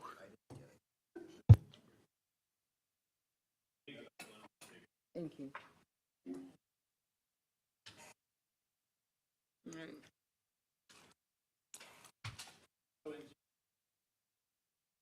right. Across.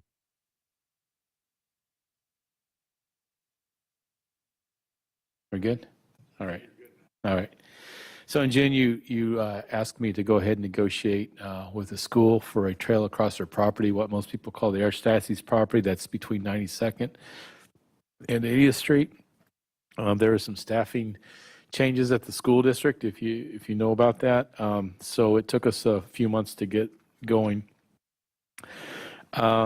We have at least on staff levels, we came up with an agreement that we proposed, and we went back and forth a meeting or two, and they're okay with. The idea is that you're going to talk about it tonight, and then the school is going to talk about it October 12th, and they could potentially approve this October 26th. And in theory, we could proceed if we wanted to go ahead and start design this year and possibly construction next year if we're looking to spend dollars. So at your place tonight, I have placed, the mayor provided some of his comments regarding this document. So that's the markup changes. Obviously, it's late at tonight. We can talk about changes if you want me to negotiate with the school, or if Open Records or Open Door would allow, you could just send me comments and that I could further negotiate. I could bring this back at your next meeting. Again, the school is going to talk about October 12th, and they could potentially sign October 26th. So in between, we would have a meeting where we could talk about the changes back and forth and where the agreement stands at that time. So primarily, this allows the city to get started designing and building a trail. And then the city could start a design and building of a trailhead facility. One of the changes the mayor has recommended is that we allow for the school to do it at the same time or even ahead of us. But the conversations today, it sounds like the school is way behind our time frame. So what would happen is we would consider what they want, we would consider what we want, we would build what we want, but that building could be expanded on, and the parking lot could be expanded on if and whenever the school decides that they'd like to take over and have the athletic fields and so forth for their bathroom facilities, because they have they have something a lot more grandiose than what I think we would need for our purposes. So that's what items, and I've got it summarized for you on the first page. Items 1 through 7 is about the trail. Items 8 through 13 is what I'm calling the phase 1 of the trailhead. Items 14 to 17 is where phase 2 of the trailhead, where the school would actually expand everything, and then they would take over the ownership and maintenance. And then of note is item 18, and this was of great interest to them. They like to come and ask for a land combination in a rezoning process, and we've had a conversation with the city attorney, and we think we're okay with this. This would be this is one of their issues that they'd like to see in the agreement. So basically, if they go through the honest effort to get these, and for whatever reason that falls apart, then the agreement's null and void. So I guess I would point out that that's probably the big kicker in the agreement. So at your pleasure, do you want to give me additional comments tonight, or do you want to give me a couple days and send me some more comments by the end of the week? Let me just talk a little bit about my suggested changes. I have no problems with the original agreement. It does what the city wants. My changes are pretending to be an attorney on a Tuesday. The first one under paragraph 1, those are restrictive items directing the city to do something that we may or may not have to do. So I thought we should just take them out. We may not need bridges, so it shouldn't be in here. And we naturally avoid wetlands, floodplains, et cetera. So that was the purpose of that. I don't have a problem if it stays in. Alderman. Just a quick question about that, Mayor. Because you kind of leave location and design will incorporate. And then there's no end of the sentence there, so that change doesn't necessarily make sense. Or did you mean to delete the entire sentence? No, I didn't do it right. Okay. So actually, You want to remove the just entire delete the whole sentence? sentence. Okay. Would be my, thank you, good catch. Sometimes I do these very fast. Okay, then the next change on next page, with all amenities, what the heck's an amenity? So that term really is ambiguous, so I didn't think it needed to be in there. I would. It's fine if it stays. I'm not going to the mat on this. I was going to explain it. So for example, we may have partial funding to say do the trail, but say there's some bridges that need to be put in, maybe we don't do the bridges right away. We would not open it to the public until everything is ready to go. So. Right. Okay. But you have to include all the signage. Signage is an amenity, so that's why I took it out. All right. Sorry. Now that I reread it, I now remember why I took it out, because, the trail may be ready to use, but it just may not have signage. So anyway, so that's why I suggested taking that out. It's up to you guys. I don't care. Number 10, take the imperative out of there. It says amenities will be phased. Change that to may be phased. And similarly, we call out 10 parking spaces. What if we want to do 12? Or what if we want to do 8? So again, I'm not going to the mat on this. This is just suggestions I made. I had a problem with 18 because it ties this agreement to the rezoning, and I don't think there's an issue with the rezoning either. So I didn't feel, and the rezoning is moving ahead next month. So in or out, I don't care. So that's it. You guys do what you want.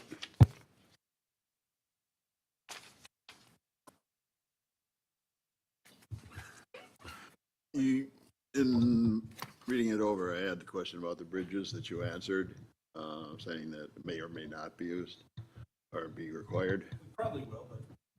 So it can be added then at some point? It's not excluding that possibility? My change is just to get it out of there, so if we don't need them, we don't have to put any in. That's the only reason I've taken it out. That's. Sure. I pretend to be an attorney on alternate Tuesdays. Fine. Is that it, Mike? Alderman Hofer. A couple of questions in your analysis. I guess my issue is 2 years to start construction. Is that physical construction or is that start at the planning process? So actually, that's a good call. We have discussed that because you just recently purchased made a large expenditure in parks, you may or may not want to proceed with this. And I think you still do, but if you wanted to push that off, you probably got a little more breathing room. So the thought was we put some sort of time frame in there, so you don't sign an agreement, and if you don't do anything for 20 years, then they say, why do we give you the easement? You know, you at least need to get moving on it, otherwise the school can say it's null and void. So do you have a preferred years that sounds good to you? Well, at least the 4 years, because right now there's no trails to hook it up to. And I don't see a need for, you know, within the next year or 2 years, a restroom there for that. And then the other thing is, what happens if it comes back and it's just exorbitantly priced? So as I put in the write-up, you know, it's in theory, you could sign this agreement, and if you never spend a dime on it, it goes away. So, But if you're spending money on a study or to get it priced out, then you've spent money on it. that would be a risk. I can't throw a number at, like I said, we don't know if the bridges or not. Bridges can be expensive. We can do them fairly inexpensively. It just depends on the route. I'm trying to get around this. So I can't throw a budget number at you. That's part of the process to go through and do the design, or at least enough work to at least give you a good budget price. So My concern is if you don't spend any money on it, it's null and void. Correct. If you spend design money on it and decide it's too expensive, it would be still wasted. in place, you'd be obligated to do it. No, you could, at least that's not what the intent was. The intent is that you could, if you don't start construction on it, it becomes null and void. So you could go through the effort to pay, you know, whatever dollars to have a consultant figure it out. They'll come up with a budget number, and you may look at it and say, that's just way too expensive, let's forget it. You're out the money that we paid a consultant, but that's all you're really on the hook for. Okay, well, based on that, I'd supported it 4 Okay. years instead of 2. Okay, I'll make that change. And Glenn, I'm not being argumentative, but I don't read where we can get out. Where mean, we can get- Paragraph 5, maybe, but the term is construction, and that goes to Alderwoman Holfer's, as I'm looking at Alderwoman Alderman Holfer's point. So we would get out if we don't commence construction of the trail, and then we'll change that from 4 years. So then I would insert the word physical in between the and construction, Okay. or moving dirt. The idea is commencing of the construction, so it's something beyond the design and scoping of a project. Mr. City Attorney. Only that paragraph 5 just allows the school to terminate the agreement, not the city.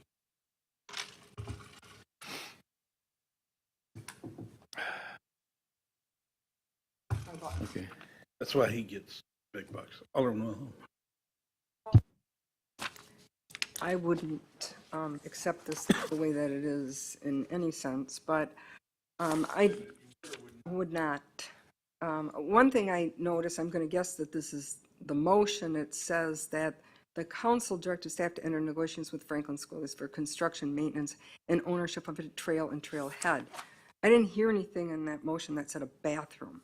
So when I look through the document, phase 1 says it's 8 stalls bathroom. I have no idea why we would need to put an 8-stall bathroom at a trailhead. Pleasant View Park has 7. And I'm not understanding the cost of that. I mean, it just doesn't make sense. So now we're talking, we got to extend water and sewer. Those are costs. This is going to be an expensive project. If anybody's looked at the map and knows the property, and I've walked the property, and there are steep grades on that section, and there are a lot of wetlands, and there are a lot of woodlands, and there are a lot of very historic trees, very old trees in there. But my biggest thing I have on this is when developers come in, we don't preempt the decision of a zoning or a permit or a rezone with an agreement attached to it. I mean, that's kind of saying, well, you know, if you don't give us this, then, you know, you're not going to get your trail. The other part of that is we always tell developers when they come in that this is what we need. So I don't understand why we need to do this up front when we can make this request of them when they come in, and it will be more timely. I think all we really need is agreement that they will work with us when they do their planning for us to have a trail, because that's already in our ordinance documents. So if we could take this one at a time. So if we go to number 10, do you have a preferred number of stalls, or do you just want to remove the idea of a restroom facility? I'm sorry, what did you say about 10? So when I go to number 10, we talk about total of 4 stalls in the men's restroom and 4 stalls in the women's restroom. So, and then with the 2 family restrooms. So would you remove the restroom completely, or do you want to make those smaller? Until we have a trail and we have a connection where that trail is going, I don't see a need to spend the money on a restroom. Put a parking lot in there and figure out this north and south. I don't see a connection map, and I did take the time to go out and print off the previous map you gave us, and there is no further south connection to this trail yet or planned. So we're going to put a big trailhead in with 8 stalls plus family bathrooms, spend all the money on water and sewer, and not have a trail connection. And I can't imagine any, you going down the Oak Leaf Trail, there aren't bathrooms along the Oak Leaf Trail. You and I are in 100% agreement on The this. ones that we have don't to need a spend, bathroom there. we don't. We put a parking lot in there and leave it at that. That's, you know, if they want a facility and a bathroom, maybe the part of the agreement should say a negotiation that when they put up their field facility, that they would allow us to have some maintenance or negotiations that. But why we're building it and then we're going to convert it and then give that, you don't build something and then add on to it. That's not even good sound structural issues. It's like the house that you put up and then you add and add and add. You're better off building the building for what you want the building to be at the time you want the building to be. And we don't have any time frame on when they're moving forward. But I did bring up the bigger issue is, why aren't we just, when they come in for all their requests and their rezones and their plats, and we say, you've got to do your natural resource, you've got to see, and when you do their conservation on your natural resource, which all that area is going to be, that the city gets the easement. You don't need to go through all this. I don't understand, and the amount of cost for this trail with the amount of wetlands and steep slopes and bridges, we're not going to be able to do this in 2 years, probably not even 4 years. I would like to see us get the master plan done and apply for stewardship funding. So you're jumping. Well, I want to talk about all these things, but can we go one at a time? So, I'm the trying question, to make my points, not just you and make changes. I'm saying that this agreement and the path we're going down to do what we really don't need to do doesn't make any planning sense to me or financial sense to me at all. And I think we're stepping into something that we have no idea. We have wording like generally located trail. That's in the first whereas. So we don't even really know where the location is. The school could come in and that whole generally located trail could change. Just get the easement when they come in and build. Unless you want to just put a flat parking lot up there, but what's the parking lot going to serve? Phase 1 is 8 stalls bathroom. Phase 2 allows them the expansion, the school to expand it. That's items 14 and 15 in the agreement of the bathroom facility parking lot. I don't see any phase 3 that even talks about building the trail. All I see is we're doing a bathroom for phase 1 and phase 2. There isn't any language in here about phase 3 being the trail and when the trail will go or where the trail will go. So hold this off, get them to agree with it when they come in, or just get them to agree to a building pad for a trailhead, but that trailhead could even change. Their whole site layout could even change. They might need that, we forgot that area's where we need to put our stormwater basin, because that's how the land grows. We have no idea what we're getting into with this. It's way too early. Let me help with this. And I agree with 90% of what you had to say. But remember that the council instructed the city engineer to go ahead and do this. So he's just following through on instructions from the council. So, not saying you're not being nice to him, but let's be nice to him about this. He's doing what he's told.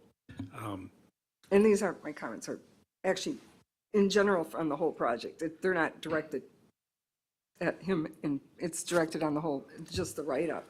So, I mean, I could go through these and show some of the things that don't make any sense, but I think everybody knows and has been up here. Hey, Kristen. And see, what?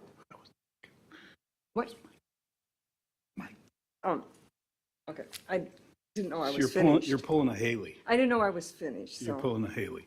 Anyway, there is no motion. But let's just finish real quick on this. If the council wants to put this all on hold, that's fine too. The school district, to be honest with you, I've had conversations with Peggy's had conversations. So They're not in a hurry. They're on board with whatever we want. They just want to make sure they get their rezoning. They didn't ask for this agreement. I don't remember. So, it's not a big deal anyway. I think what Alderman Wilhelm has merit.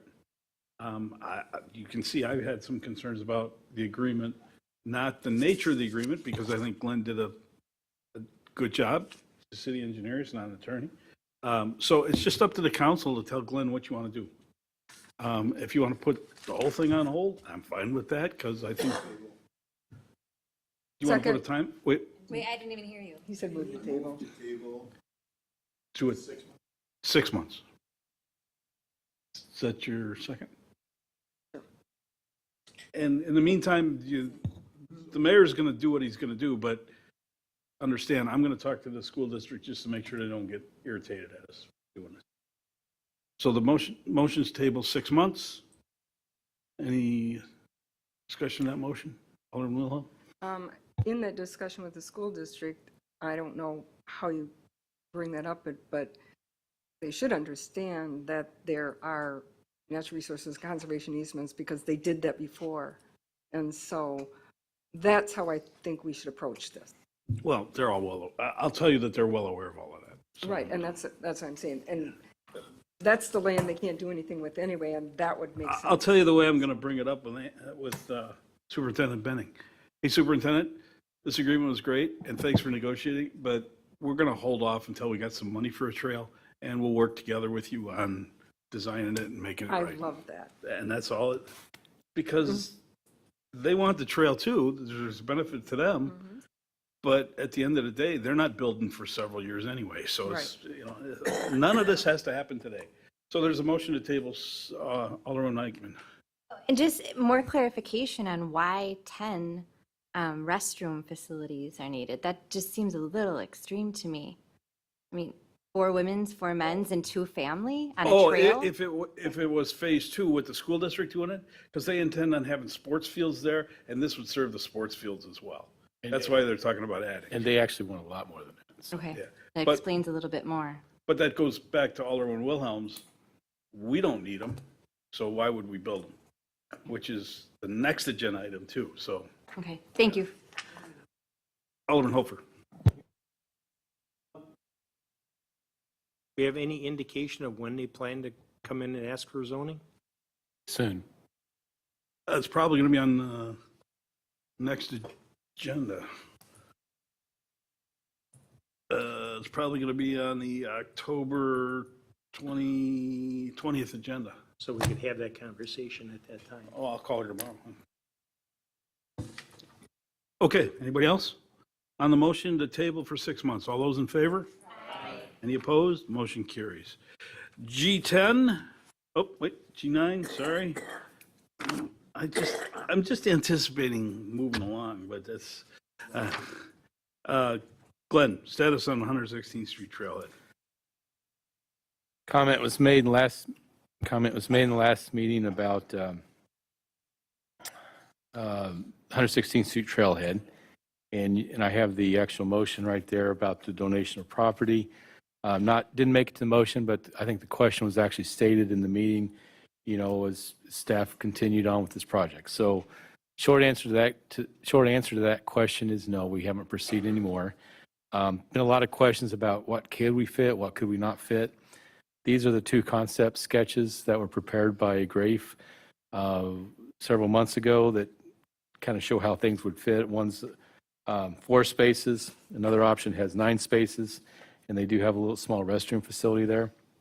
So, so they are donating the property to us. You don't have to do anything, and we would still take the property. I think we do need the property. When we build the trail, it'd be nice to have a laydown area for a contractor to build it. When we actually maintain the trail, it'd be nice to have a place that we could get off and park equipment and so forth. So I'm not saying that to have the facility would be bad. I do give you an option. Maybe you just want to do a parking lot, no restroom, or maybe you want to do a parking lot and a restroom. And I did make a note there about Mr. Patrick Dempsey, has a sincere desire to make this pretty nice. So I guess I'd lay that all at your feet, and it's at your will how you want to respond. So if I can help move this along, I'd say build a parking lot. You guys pick the number of spaces. Let's move on. Alderman Nelson, your district? So that's basically what my thoughts, so I had my circle under letter B as in boy. If we make that decision right now, would we have to identify the spots, or are we good with just saying we're going to move forward for now with concept of a parking lot? So there is a design effort that Grafe has provided. It would be less than that if we don't do architectural for a restroom facility. I guess if the direction is put as many spaces as you can on this lot, we could do it that way, or if you want to limit the number of spaces, we could also do that. So again, there's a couple concepts that they laid out. One was 4 spaces, one was 9 spaces. So I would guess 9 is probably about the most you can get on that lot. But And I would like to see the greater area okay. for a number of reasons, excuse me, but I think 9 would be the way to go if that's the max for that. So my recommendation would be option B as in boy with whatever the maximum spaces are, which you believe to be 9? Possibly more if we don't have to make room for restrooms. I could have a revised contract from Grafe and appear in the next meeting or the meeting after. So putting words in your mouth, your motion is to authorize staff to move forward with maximum number of parking only, no restroom. Not that. No, I think Peggy's got something. Peggy? We have no budget and no money for this. So we'd have to come back with the funding. Yeah, so. Do you want it in the 22 budget, in the 23 budget? What Well, kind then I'll of funding probably move it source? to, if it's going to be that tight, I'll go to option A as in Adam. Do nothing at this time. Is there a second? Seconded by Alderman Barber. Discussion of that motion. Alderman Wilhelm. Where's the staging area going to be for the 116th Trail anyway?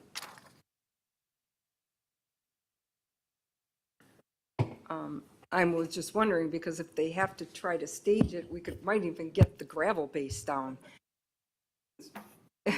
as part of the whole staging thing. And what is the timing on 116th Street anyway? I would anticipate construction could possibly happen next year. Well, then I would say that you should try to negotiate their staging area and throw their gravel down there and just do option A, like the motion says. Okay, the motion is to do nothing, but understand we are going to acquire this property by donation, and that's the way it is, right? Okay, so all those in favor of the motion to do nothing, signify by saying aye. Aye. Any opposed? Some would say that's typical of government. do nothing. Move on to G10, resolution award a contract for West Minnesota Avenue and South 50th Street water main extension. I'm going to chime in here. This is costing way more than the money we have budgeted because the project expanded. Mr. City Engineer. Exactly. So we do have some bids that came in. We had a very, very tight construction schedule, and the contractor has talked about how to get this done this year, and it's just quite honestly not going to happen. He gave us some options for putting coal patch down that DPW have to maintain over the winter time. So we don't want to go there. So I would propose that we go with a little bit higher funds, do it next spring. We just do it all in one shot. Wilcom was a low bidder no matter how we looked at it. I think that would be a good project. So he does a lot of work for the city, and we're happy with his work. So staff's recommendation is to have Wilcom award the contract to Wilcom, and we'll just plan to do it next spring for the 398. And then you know what the question is. How do we pay for it? It's in the fiscal note. We have, we would basically pull some money from what we had in the, where's that? The DPW buildings, what the design is what we're moving it from. Right? That's approved in the 2022 budget, so the council would then need to approve a budget amendment.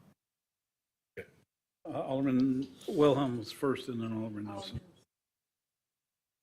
I guess just looking at a time frame here, so this was something that was approved back in April to move forward on, or am I seeing that there was the public hearing? I'm kind of, I thought this was already done to move forward back in April. So we had a project designed, ready to go. It was basically just finished 50th Street and brought the water line over to 51st Street.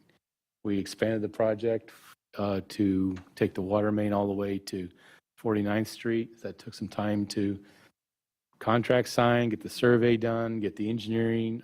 Trying to get things to the state right now is absolutely slow, trying to get anything permitted. And then we bid it out. So yeah, that's why it's now. Okay. Just to speak a little bit about Alderman Nelson's comment, one thing that was very disappointing to me is, yes, I remember this. We were said, April, we got to get this done. We got to make this vote tonight. I tried to hold this off, and then it was that emergency. Go out and in the morning and survey all these people, and we got the wrong area surveyed. But what held this up for a month was the contract didn't get signed for 1 month. So that was a big month delay. So I don't know what the little glitch was that held it off 2 weeks that makes it can't be done this year. Asphalt. But, well, no, you said we lost 2 weeks. Actually, we lost a month, easy, because this contract didn't get signed. And I think that it's important to point out under state statute, the mayor has the right to veto power all the acts of the council except those which expressly or necessary implementation otherwise, and the acts that the council make shall be enforced upon approval evidenced by the mayor's signature or upon failing to approve or disapprove within 5 days, which facts shall be certified by the clerk. So what that says is basically he has 5 days to sign or veto. If it doesn't sign it in 5 days, it's good. You're good to go. If he doesn't veto it or sign it in 5 days, there wasn't a need to wait to get the contractor started. And we could have gotten this done this year. We really could have gotten this, and we should have, because the amount that was stressed on me and how fast we had to work in April, that we had to make that vote, and then to sit on the contract to sign it for a year, that kind of stuff should not happen.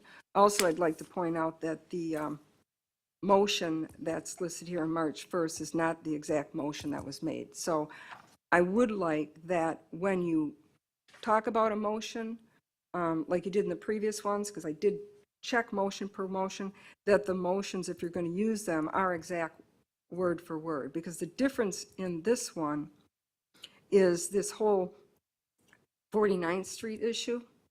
Now, I know there is a desire on, not by the neighbors, but by water issues, engineering issues that want to grab on as many people on 49th Street to get onto this project. My concern is, next year, are we going to change this?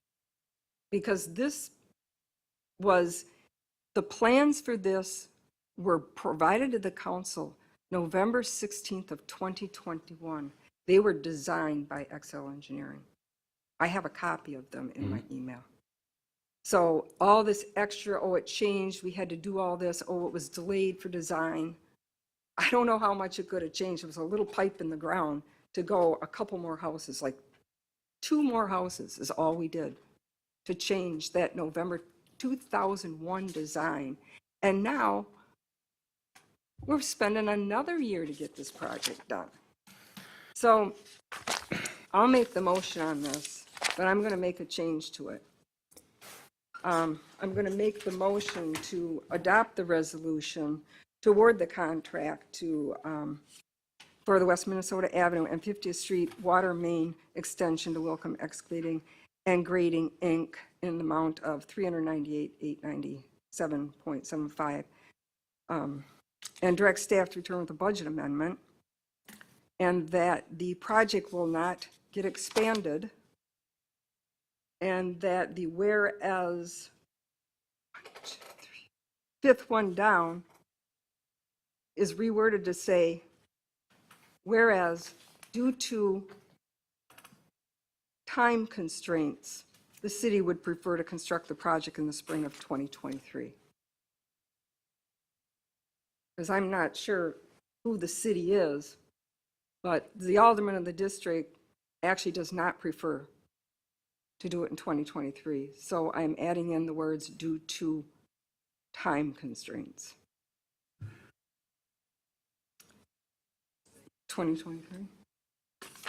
Okay, I'm not going to get into a big argument, but I don't know what not expand it means in your motion. And The project, not expand the project. I don't know what that means.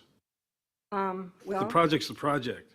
And that's why we're in the position we're in now. We kept saying, add 49th Street, don't do 49th Street. What about the guy in the corner? What about this? What about that? that's not what happened.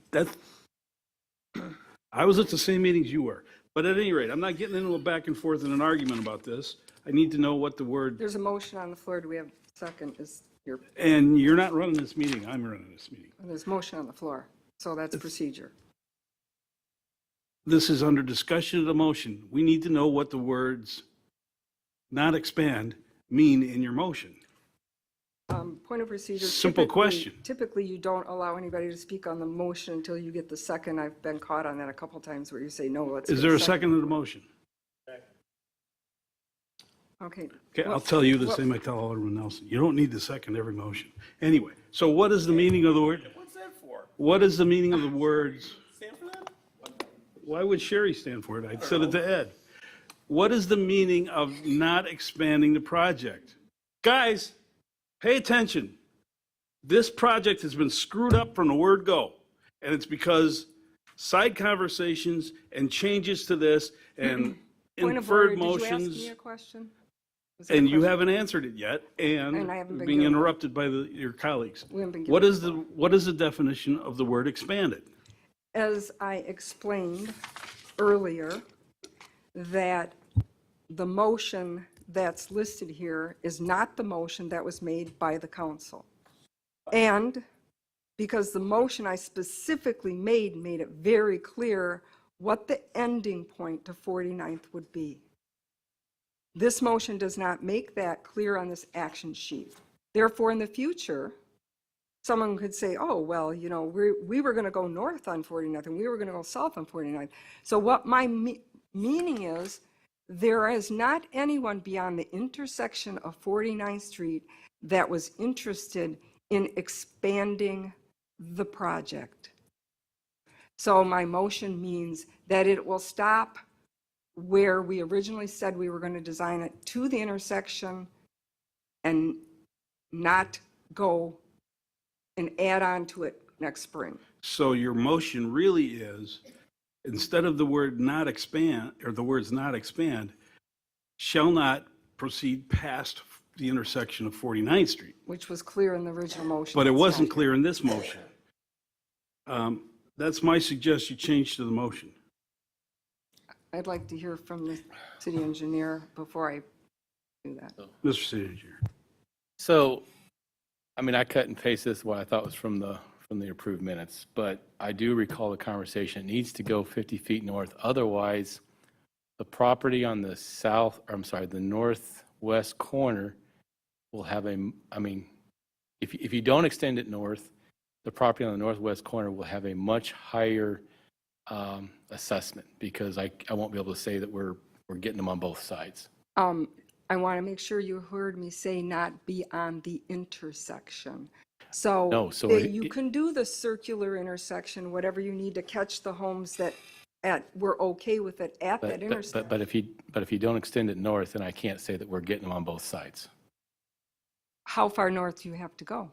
Well, I'm taking it to the edge of the property line, because the northeast. That's what I said. So you're okay with those are the people that said that they wanted it anyway. The people right across the street on 49 said they wanted it anyway, Glenn. 50 feet north is how far we're going. That's what the original motion was. That's correct. Okay, that's what I have there. And that's what I'm saying. So we stick with the original motion and not the motion that's sitting on this page. So the mayor, your suggested wording was helpful. So if you would like to repeat that and assist again, now that I've had clarity with the engineer.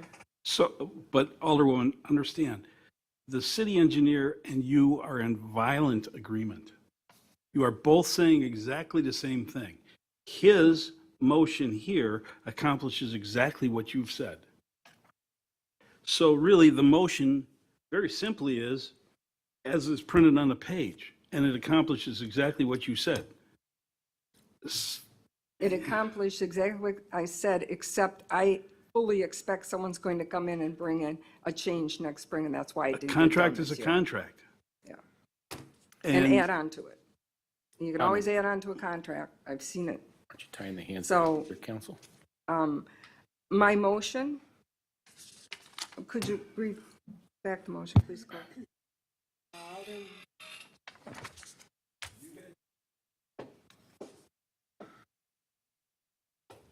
Alderwoman Wilhelm moved to adopt a resolution to award contract for the West Minnesota Avenue and South 50th Street water main extension to Welcome Excavating and Grading, Inc. in the amount of $398,897.75, and that the project will not get expanded, and that the fifth whereas should include, due to time constraints, the city would prefer to construct the project in 2023. Okay, so hearing the motion, the only thing that has to be added is the city engineer's 50 feet north. Do you need to go south at all? To a point 50 feet north. If I had the actual motion from, No, I would have just added it, but I In didn't. the budget amendment?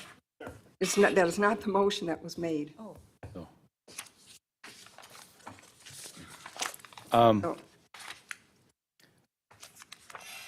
So 50 feet north, Okay. not to extend beyond 50 feet north. Do you need to go south? No, if you extend south, then we start talking about assessments for other properties. That's my motion. And And to direct staff to return with a budget amendment? yes, Because you didn't say that initially, and to move $260,000 from the Design Highway Building Fund 46-0331 5216.9620. And now I missed where you defeat that. that is in the direction, it's in the amount of that. Water main extension, it's right there. And 50th Street, Ocean North contract, this Minnesota, and 50th Street, and north 50 feet onto 49th only. Right before the two contractors' name. And north 50 feet Feet only. and north 50 feet only. Don't ask me. I'm not getting in the middle of this one, Mr. City Attorney. And the statement of the word whereas in the motion obviously refers to the fifth whereas in the resolution. It should say that. That's my understanding of what it means. It does. So, talking about, we wouldn't be in this situation, if the contract would have been signed and executed in the manner that was supposed to be. And we would have this project done this year, and we wouldn't be here right now. I don't know who seconded it. Well, Ed seconded it. you know, Alderman Holfer seconded it. now Alderman Barber wants to call the question. We don't know what the question is yet. So Be I wish helpful and we'd help all. us out with it. I will. Okay, good. Drop clerk- your motion and just make the motion that's on the page and move on. The So now moving you're on is replacing not- yourself with the city engineer, I'm and then going- you complain about the city engineer. You've implied that I've done something improper by not signing a I contract. don't know who didn't do it. I didn't. I'm here to tell you, these things don't sit around.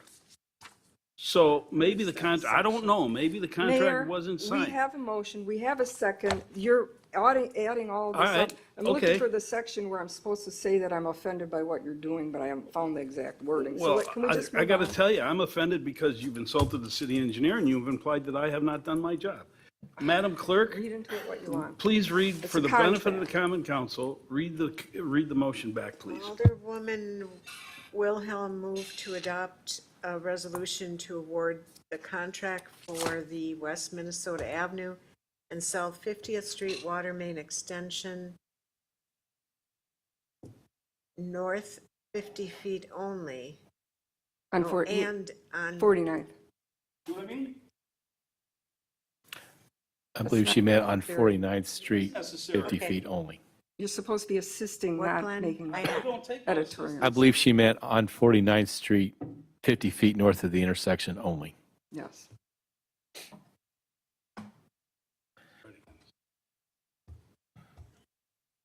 You know, I am this way because next month, Alderman Wilhelm is going to debate what the motion said. So that's why I'm asking the clerk to read it again, and that's what'll be I don't have any in the problem with motions. reading it. I don't have a problem with getting it right. All I right. would like it correct in the council packets, though, and then we wouldn't have See, to do this is, it's you five that need to control this. And you five absolutely will not. So I'm the bad guy, so I'll be the bad guy. I don't think, I'm going to say something. I don't think that asking for the correct motion in the package is out of line. That's It's all I'm your saying. contention that it's not correct. It's taken right off the minutes. So the Okay. minutes that the six of you have approved. No, it's not. So, Look it up. yes, it is. And you keep impugning the All right. integrity of our staff.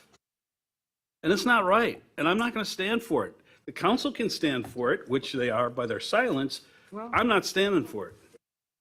You keep doing that. When you come at me, I'm gonna come right back at you. I hope you So why don't would. we just do this? I and hope be you done would. with it? Instead of saying, 50 wow, feet for once I north didn't on make the 49th second. Street. You're not jacking up Ed Holford. I sure did, and you 50 feet called me north on it. On to 49th. So, Only. anyway. So, Madam Clerk, please read Aye. back the motion. Okay. Alderwoman Wilhelm moved to adopt resolution number 2022-7910. Resolution to award the contract for the West Minnesota Avenue and South 50th Street water main extension and on 49th To Street. a point, 50 feet See, you keep north. changing it. To a point 50 feet north on 49th Street. From what point is it 50 feet north? Minnesota. What, the center line? So, the south boundary? What? Okay, keep changing it, so. This should not be that difficult. He knows. It should be the He motion on knows the- what it, A simple question would be as bid, because that, Which is the motion on the page. I want it in the record. Because I have all kinds of constituents that are concerned about this item. I'm doing this for the concerned residents. And as an alderman representing them, I have a right to try to assist them with their concerns. They are very much concerned that because it didn't get done this year, that next year the project could change and it could go all the way down their street. If you can guarantee me that that won't happen, then that would be, you know. Be it this council's decision. You could direct me otherwise. So therefore, that is why I'm trying to make it clear that it does not go further than the intersection of Minnesota and 50th Street and 50th Street North onto 49th. Next April 20th, the council, no, we're going to take it 40 seconds. Well, then you have to go out for bid again, That's correct. and you'll have to redesign it. Read it again. Please read it again. Alderwoman Wilhelm moved to adopt a resolution number 2022-7910, a resolution to award contract for the West Minnesota Avenue and South 50th Street water main extension and on South 49th Street to a point 50 feet north only to Wilcom Excavating and Grading, Inc. in the amount of $398,897.75, and that the project will not get expanded, and that the fifth whereas in No, the he wanted me to take that out. and that the fifth whereas in the resolution That's fine. should include, due to time constraints, the city would prefer to construct the project in 2023 and direct staff to return with a budget amendment to move $260,000 from the Design Highway Building Fund 46-0331 5216.9620, seconded by Alderman Hopfer.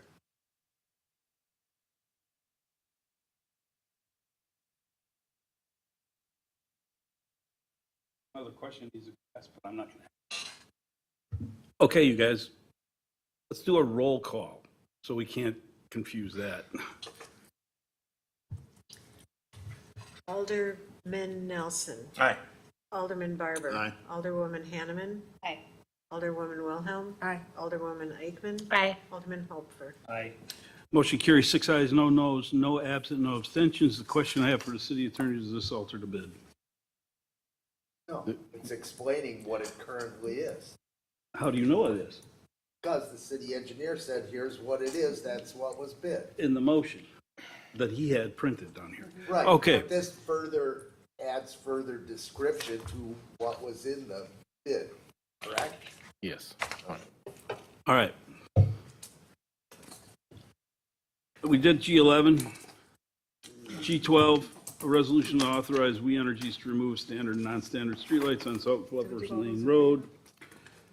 This one, Did you see all those in favor, Richard? I did, and I announced the results. 6 ayes, no noes, no absence, no abstentions. Then I made my comment, then the city attorney argued with me, and here we are. G12.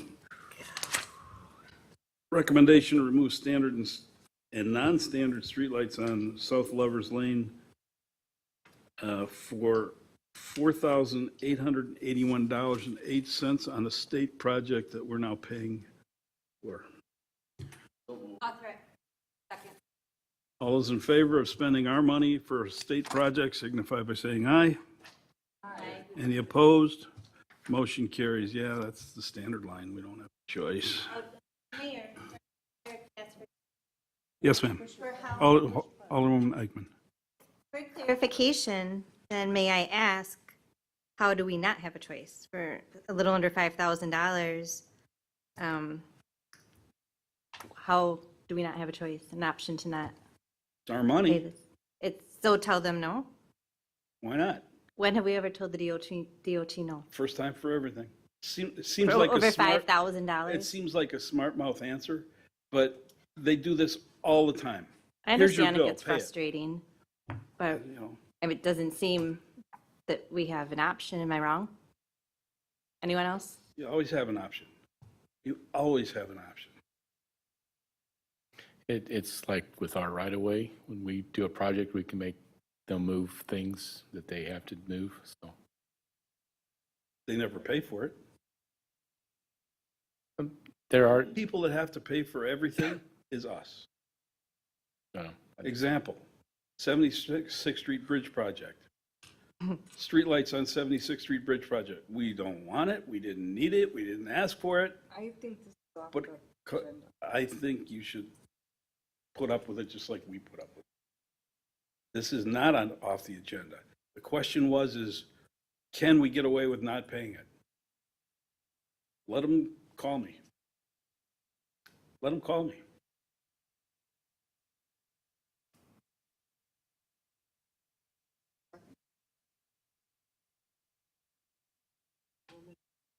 It's been moved and seconded. Okay, it's been moved and seconded on the motion to send the state some more money that we didn't budget. Did we vote? Yes. Okay. Okay. You can turn my mic off, G- please. Thank you. What, you don't want to be heard? I have Resolution to no grant problem being distribution heard easement agreement. anytime.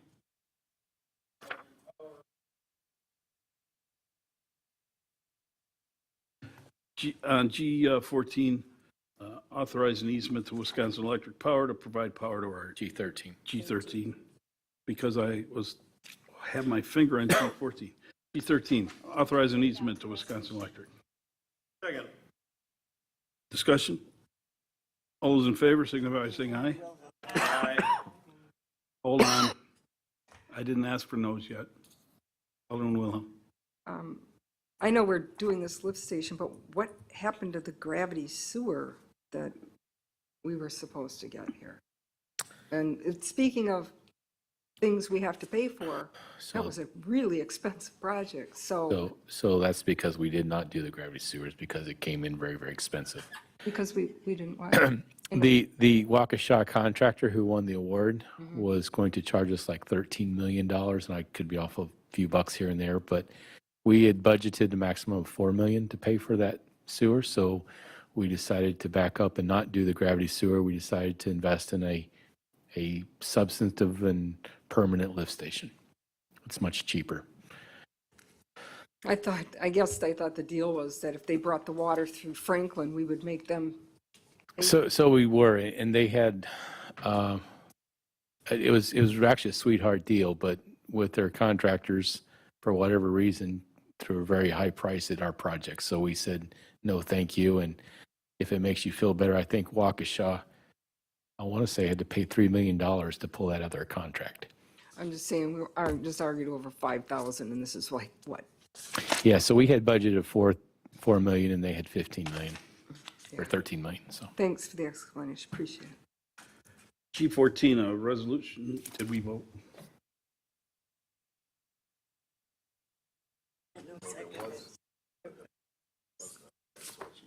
I didn't, no, we voted for ayes and we have not yet voted noes.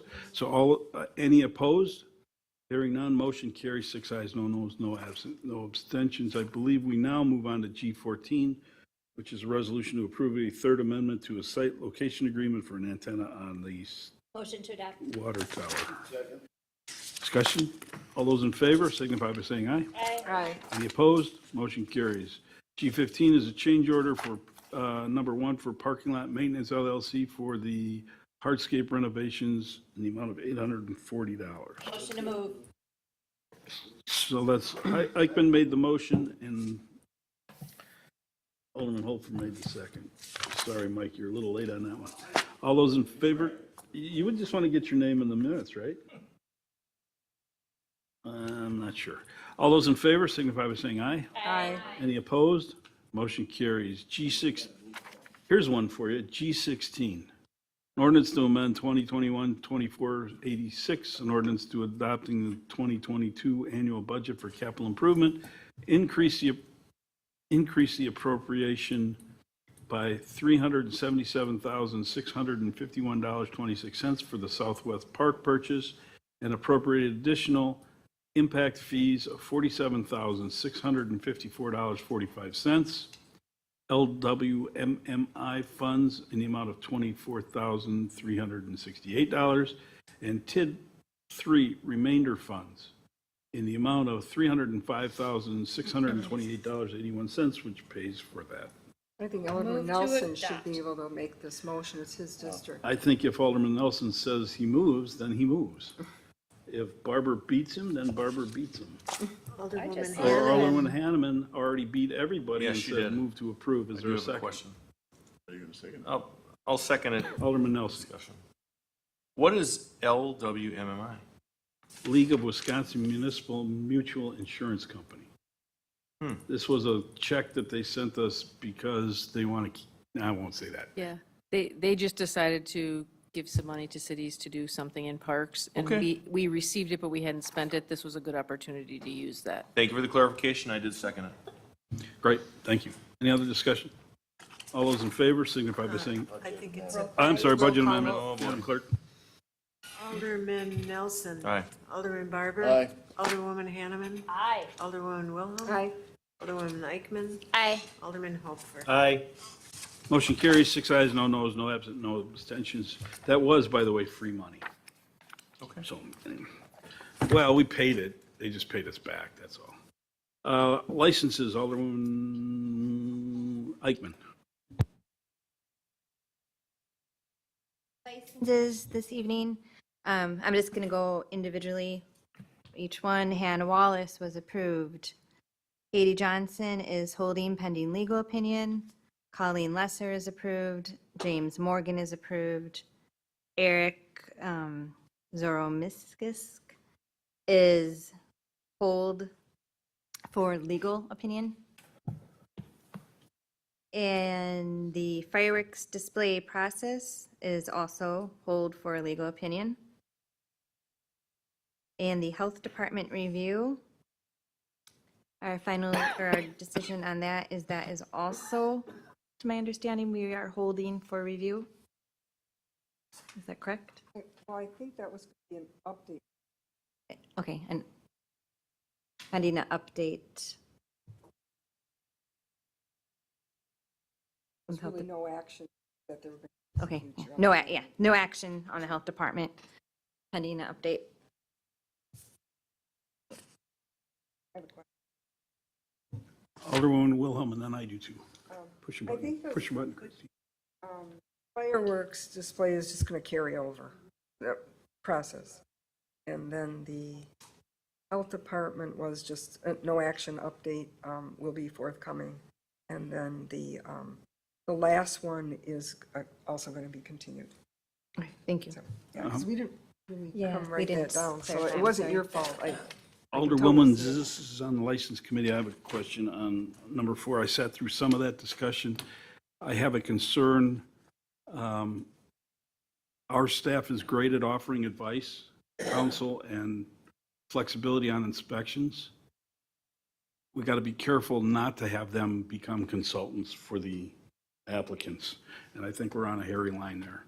We recommended, however, to the applicant that they hire a consultant of their own. Great. We incredibly stressed I just that. raised that because it seemed like that's the path that was going down, only because we want to be accommodating and all that, but we don't have staff to. Our health department did speak up that they do have limited time to give. They're there to be helpful and so forth, but yes, Yeah, that was all covered, Mayor. You Okay, were- good. before you That's all got I there. needed. That's all I needed. Yeah, that was actually my first suggestion, because I said, I give heard them the you say same that. consultant. I heard you say that. Yeah, okay. Who's the second? Hanneman's the second. Did you get that? I heard that clear this time. Okay, on the motion, all those in favor signify by saying aye. Aye. Any opposed? Motion carries. Vouchers and payroll, is there a motion approving the following city vouchers with an ending date of October 1st, 2022, in the amount of $1,019,980.12, and payroll dated September 23rd in the amount of $461,377.52, and payments of the various payroll deductions in the amount of $454,763.12, and city matching payments. An estimated payroll for October 7th, guessed at $426,000, usually very accurately, and payment of the various payroll deductions estimated at $245,000 plus city matching payments. Approval of release payments to We Energies in the amount of $4,800 $881.08. Sound familiar? And approval to release funds for the Southwest Park purchase in the amount of $1,507,651.26. So moved. Second. Madam Clerk, we're going to give that, who yelled louder? You guys fight over it. Ed said it first, I yelled it She louder. yelled louder, she's in my ear, so I heard it. Hey, everyone was complaining I wasn't loud enough. So that was Hanneman and Holfer, right? The H, It was Barber or the and. Barber and Holfer. Whatever you've got, I Sandy. got Barber and Eichmann. Whatever you got. Whatever it takes to Al- move the process along. Alderman Holfer, Aye. Alderwoman Eichmann, Aye. Alderwoman Wilhelm. Aye. Alderwoman Henneman, Aye. Alderman Barber, Aye. Alderman Nelson. Aye. Motion carries, 6 ayes, no noes, no absent, no abstentions, or motion to adjourn. So moved. Second. Now that one's pretty clear, Holfer and Eichmann. All those in favor? Aye. Any opposed? Motion carries, we are adjourned.